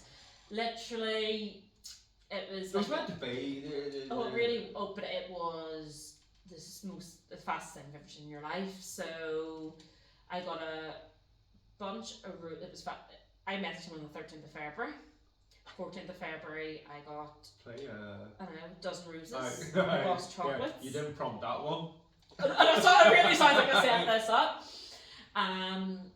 Dozen roses and chocolates sent into me, into my work. I was working at Comfort Branch, and I was like, I've never had anybody do that for me before. I was kind of going, oh my god, This is nice. unbelievable. And I was like, and he had asked me would I give him my number, and I still wouldn't give him my number yet because I was sort of going, I'm just out of a relationship, I can't be jumping straight in. So on the wee card it was like, can I have your number now? Because I wasn't forgiving the number because I'm going, I need to be single, I can't be jumping straight into something else here, and that was my mindset. No, but the comparisons are, you know, it's like when you're looking at it's never there as such. Right, I was just out of a relationship, so I was genuinely not looking to jump into something No. else. But I knew he was a nice fella. I remembered him from tech, he had a good heart. I knew all that. So yes, I messaged him to say, by the way, I'm single. No one had maybe got to be date or something with him, you know, not really thinking it was going. God, within 3 weeks he was living with me, and within 6 months we were engaged, and 6 months later we were married. I know, but and here we are. We're married 12 years there on the 12th of May. And then we're doing this big garden trip. We always do something in May to celebrate our anniversary. Of course. But isn't that mad? A lot of people would say yes, but I'll say no. It's because of how me and Tommy met. You felt that yourself. We were not looking at all. I mean, not even not looking. We were like pretty resistant to the fact of a relationship. I suppose she's a girl with 3 kids. She's just long termer. Yeah. She's not looking for anything. You're not looking for anything. My life was, you know, I was just in a really, really, really bad car accident. Shy, and then you know was with a girl, you know, 5 years, and then it was almost like it was the first stage of freedom I'd ever fucking had. But I think that's really the stage where you meet the person because you're so not looking and you're so free, and you're boom. Opposites, you know, but I couldn't take my mind off her. You know, always wanted to be with her. And you couldn't waste the opportunity because if you let her go, then it was just one of Tommy's, you know, biggest, you know, greatest kind of traits is just how much fun she is. Yeah. You know, it's a pleasure to be around. Yeah, and I'm the same. I'm a big kid at heart. Yeah. You know, I could listen all day to you talk about your Christmas holidays and stuff because I love Christmas. Yeah. You know, you know. Me and Tommy will grow old together. Did you just bounce off each other? Yeah, we've just got that childishness, playfulness, you know. But I think that's what's important in a long-term relationship. It really is, like a fucking $1,000,000,000, you know. And I think a lot of people lose that. Or never have it, you know. Yeah, very possible. Another thing I say, I suppose it's from a wee reel, probably a motivational reel. So it's like never stop dating each other. Exactly. Like, I am very lucky because my mum doesn't necessarily help me with when I work during the day, so I do have a babysitter who has to come in. Like, look, it's great. I work from home, so I can, if my babysitter's in, I can still be around my wee boy, you know, mother to at school. But my mum and dad will do 1 night a week. Oh my god, it is like. They don't actually, I maybe probably need to tell them more how much it means to me. That 1 night a week we get to do a date night. Yeah. You see, it's just sitting in the house having a Chinese and watching TV. It's just us. Yep. Or it's going out for dinner, or meeting up with their mates, or, you know, and it's so nice to be. That's we get quality time. When we're with our kids, they get our attention 24/7. Yeah. Yes, because of the type of industry I'm in, I do travel a few times a year without the kids, 4 nights at the most. But I don't feel guilty for it because my kids' holidays always come first. Absolutely. People probably, I'm sure there's people out there, like I left Kason, he was my 3rd baby, 6 weeks old, I was away for 3 nights on a holiday, and I'm sure there's plenty of people who couldn't even dream of that. But I'm sort of 3rd baby and that comfortable with travelling, it isn't a big deal to me. No. You know, and everyone's different at the end of the day. And to me, it's still precious time with my husband, and to me, then we're such good parents. Yeah, the bigger picture. The bigger picture. The bigger picture. And my kids are able to watch a very good healthy mum and dad relationship. And that's the important bit. That is ultimately the important bit. It's all bigger so they kind of know then whether it's man, woman, whatever they're gonna. Whatever the crack is, they know. They know what they deserve. Love, security, stability. Of course, you still want the children to have the standard. But I mean, you know, whatever it is. But they know what they deserve, and I have to say, I'm sure such a respectful husband, such a loyal husband. So I don't know. And hopefully he he feels the same. Well, he tells me he does feel the same way about me. But you know what I mean. It just hopefully they get to see that real healthy dynamic, and they know what they deserve in life and what they should be looking for in life. And maybe that's helped because I've got that with my mum and dad. You know, they are married 40 odd years and they're still into each other. It's lovely to watch. It's hereditary. My dad would be like, right, can you go home so I go ride your mum? Honestly, I'm not even joking. This is, I said, my mum and dad are my best friends. This is where we're at. But it's lovely because they still have the jokes, the banter, and they're still into each other, and it's so lovely. And my husband can say things in front of my mum and dad about me and him, and they're still my mum and dad, but they're my best friends. Every family has their own wee kind of culture. People can find that friggin' weird, and that's fine, but it's not weird to us. I know, but every family has its own wee culture. Yeah. You know, and when you're sharing, you know, your family culture and it's hereditary, and you know, it's fucking awesome. Mm-hmm. It's fucking awesome. Yeah, it is. And I wish a lot of people were more like that. Yeah.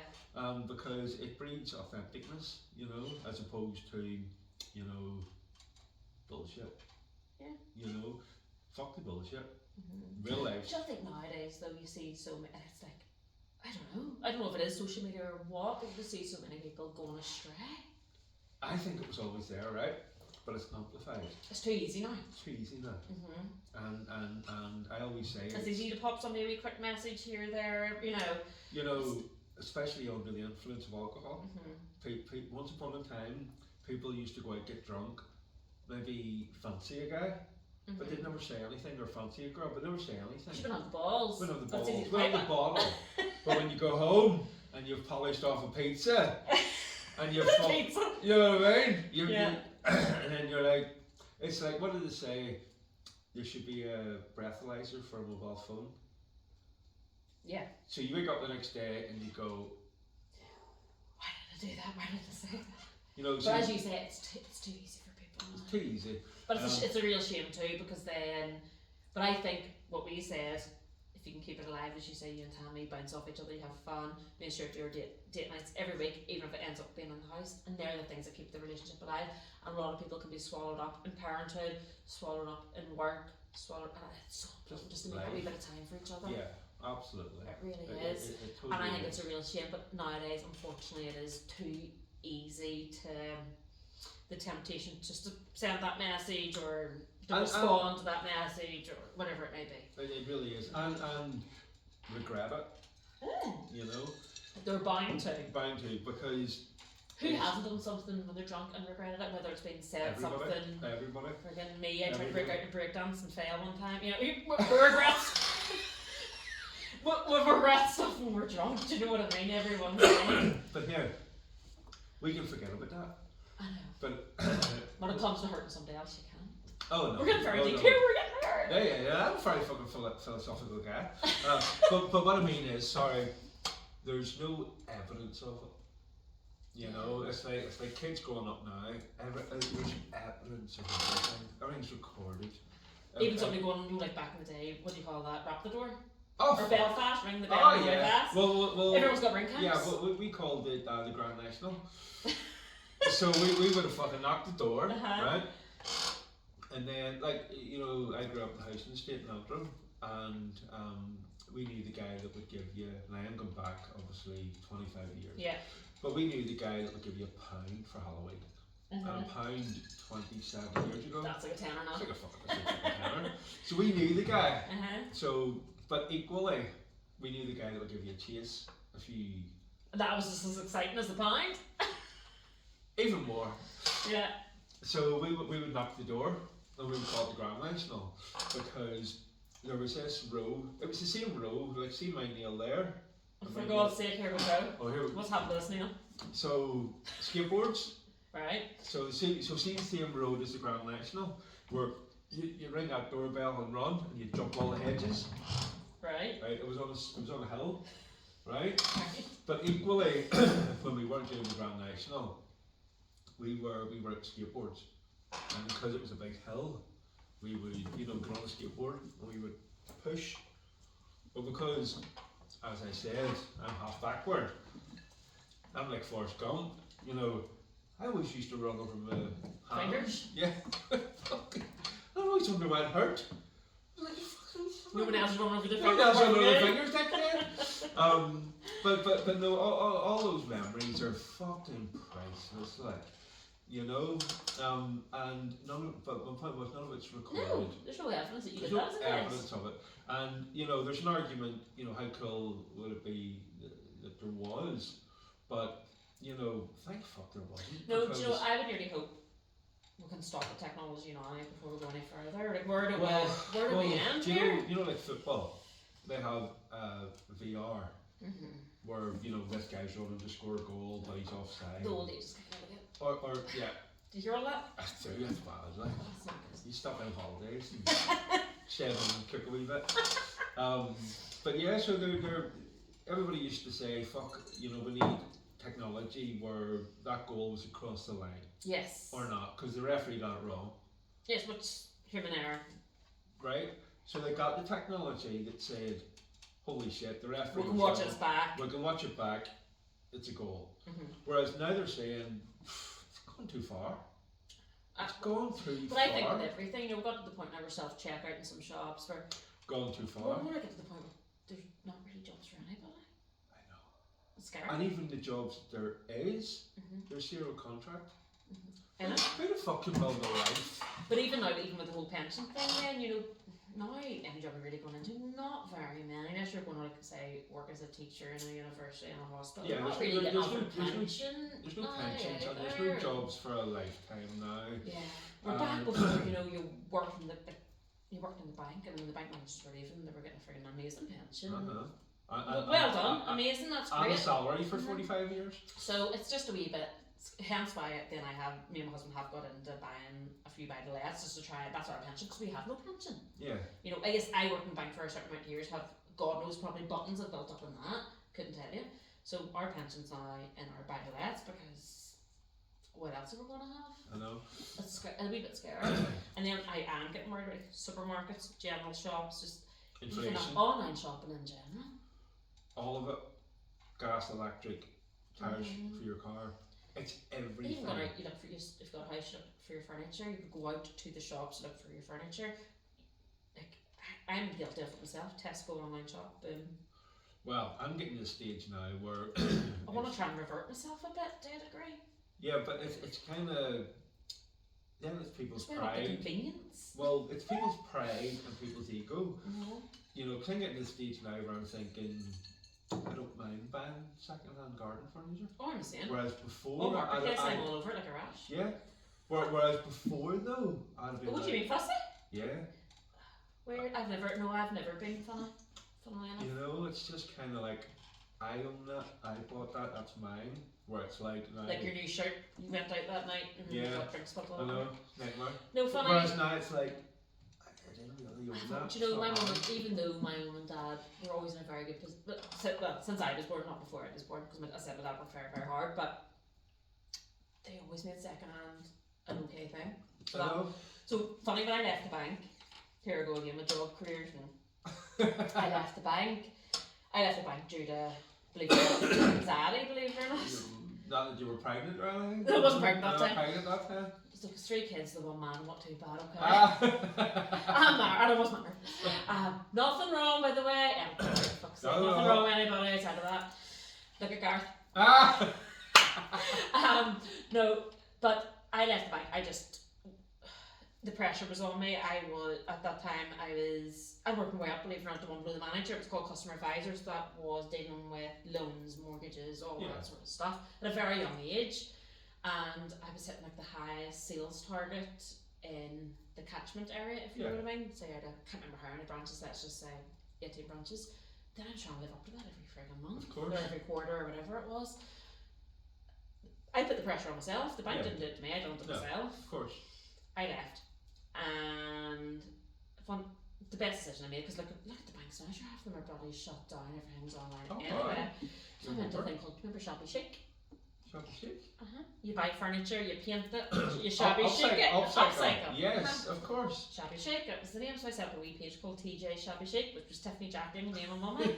But that there was, oh my god, that got me 3 or 4 years. But that's on the money. So what I'd be Crumlin Road, Sunday, that's it. I'd be around at like a 6 o'clock in the morning with regular torch. No way. So that's where you got your stuff? I'd go up currently and then find there's a wee mahogany table, Nice. paint that to white, you know. Upcycle it, home. Upcycle it, you know, Bit give of the this, bit of distressed edges and And what was your best success story doing that? the whole thing. The whole It shebang? was bloody brilliant. It was complete Do runner? you know, I did it from start to finish when it was in. And so that's my husband. yeah. She So finished it as it was kind of but coming out of style. you rode the trend. Yeah. You rode the trend. There was loads of trends. And that got me through a couple of years. Stop it. I left a good job. I worked my way up in that bank. I had worked so you had good friggin'. salary. I had worked so hard. But you matched it. Stuart was on minimum wage. I was the one earning the money, getting But- the bonuses. But you give up the Then big I salary left. and then you matched it with that carry on. Don't know about matching it, but I mean, I got through. Yeah, you got through. You know, and my husband was going, God love him, like at that time he was minimum wage and I was the main earner. And he was like, you're not happy, like, he was so supportive and Yeah.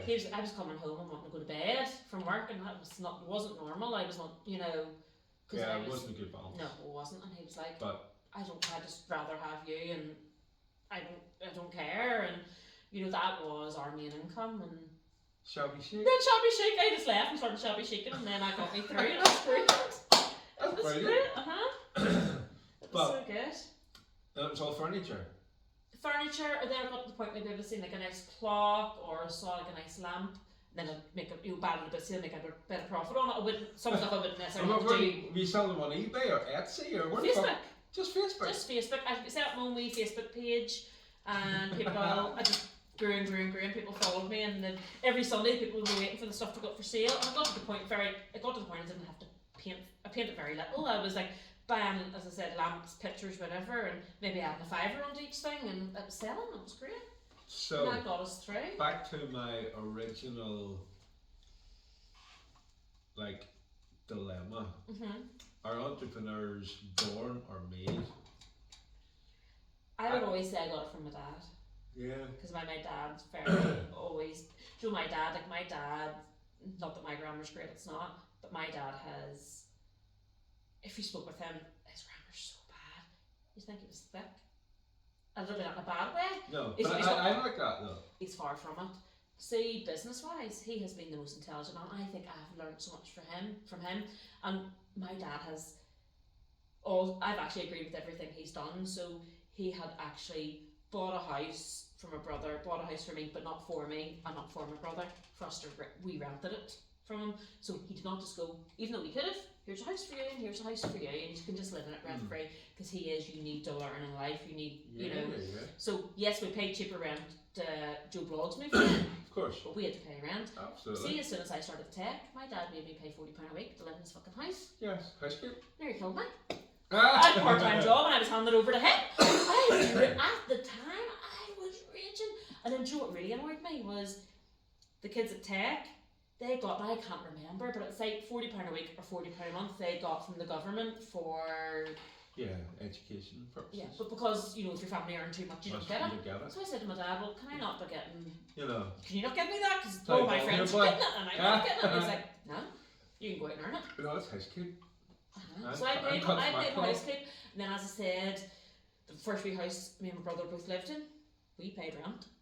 Yeah, And that was that. Now don't get me wrong, still it was good. I got a nice enough house to maybe what I would have got for what it was paying, but it was still all a learning curve, It's you an know. education process. But even at that, just as I said, business wise, if you spoke to my dad, you'd never know, but he has just been so smart throughout. And I think my brother also, he can maybe come on this next. He owns a company called Belfast Chauffeur Hire, so you maybe look into him. But we've both become entrepreneurs. Yeah. Yeah. But whether that was directly or just pure influence, do you know? I would say the drives come from my dad, because he worked his friggin' ballocks off. Yeah. And even though I did say I only got to really save at the weekends and stuff, it really paid off in the long run. Do you know what I mean? Absolutely, because you'd rather have quality over quantity. But and then when he was back, he did give us quality time. I got to the quality swimming wins. pool. I got to Quality wins. the park. I got, you know, and he really did. So yeah, I can't complain. And then when it came to my husband, I saw like how good he was. He always says this to me as well. He's like, Tiffany, if it wasn't for you, I wouldn't actually be where I was, because he nearly didn't see his own worth. He was working in a minimum wage job. Like whenever we started living together, he could literally fix when I say fix everything, I mean fix everything. Yeah, turn And even stuff he hadn't even done before, he was able to do, and I'm going, You figure it out. how do you know how to do that? So then now he has his own engineering company, so that's, I do the bookkeeping for that. Yeah. And he runs that, and it's really But successful. people like that can turn their hand to anything. Now his dad did originally start the company off, but Stuart said he tried it years ago with his dad. When he was like 17, 18, and him and his dad just argued the whole time. Just didn't work, wasn't working. But it came to the point his dad was kind of selling up.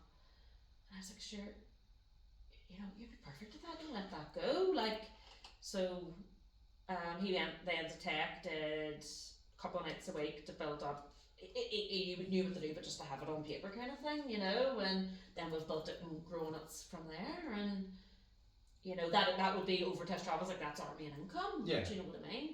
But he always said if it wasn't for you, you wouldn't put. I think you need each other, don't you? Like, just need each other to push each other and. But couples either work with each other or work against each other. I agree. It's like people can make or break you. Mm-hmm. Do you know what I mean? And it's the same with, you know, relationships. But again, it touches on what you said earlier about your peer group. Mm-hmm. You know, that's not great. I watched it. It's very, very true. Oh, it's all true. And I'm so thankful for my friends that have done that gave me nearly the idea and the inspiration to do it myself. And your parents that have had that influence. And the parents. And your partner that's had that influence. No, it's definitely a thing. and why I started this wee podcast is your net worth is in direct correlation to your net work. Mm-hmm. And all I want to say is thank you for now being part of my network. No problem. I've really enjoyed it, and vice versa to you. So here we go. Great. We are now. We've really we've took the piss out of the time, like haven't we? We've ripped the arse out of it. Ripped the arse clean out of it. That's what it's all about. But thank you. Yes. And we are forevermore part of each other's network. Oh, I love it. Thank you. That's great. Fist pump. It's like the guy in the hot tub at the rabbit. So sure, we'll maybe get another wee one at some stage. Well, what I love to do is we'll do part 2, we'll do part 3. Keep it going. Just the journey. Mm-hmm. You know, you're only 2 years in now. Yeah, things can change. Imagine 5 years in, 7 years in. And it'll be interesting to see behind the beers and the banter. Well, where's it going to be in 2 years? Well, the reality 5 is, years? It'd be great if it keeps growing. For Northern Ireland as well, for the people who live here. But where we're at now, that's sold, this is all sold, everything's sold. So if I come back up somewhere else, we will be. I'm going to put all this money into like a proper, like new business idea. No. It's still the conversation, YouTube, fucking podcast thing, but like the toilet you'll go to then. Won't have shit stains and piss down it. Won't have shit and stains. toilet roll. A real nice toilet. Can't wait for that. Real nice toilet. And heat. We'll have heat. Oh, well here I'm fine today. I can't complain. So, right. toodaloo. Bye. Fist pump.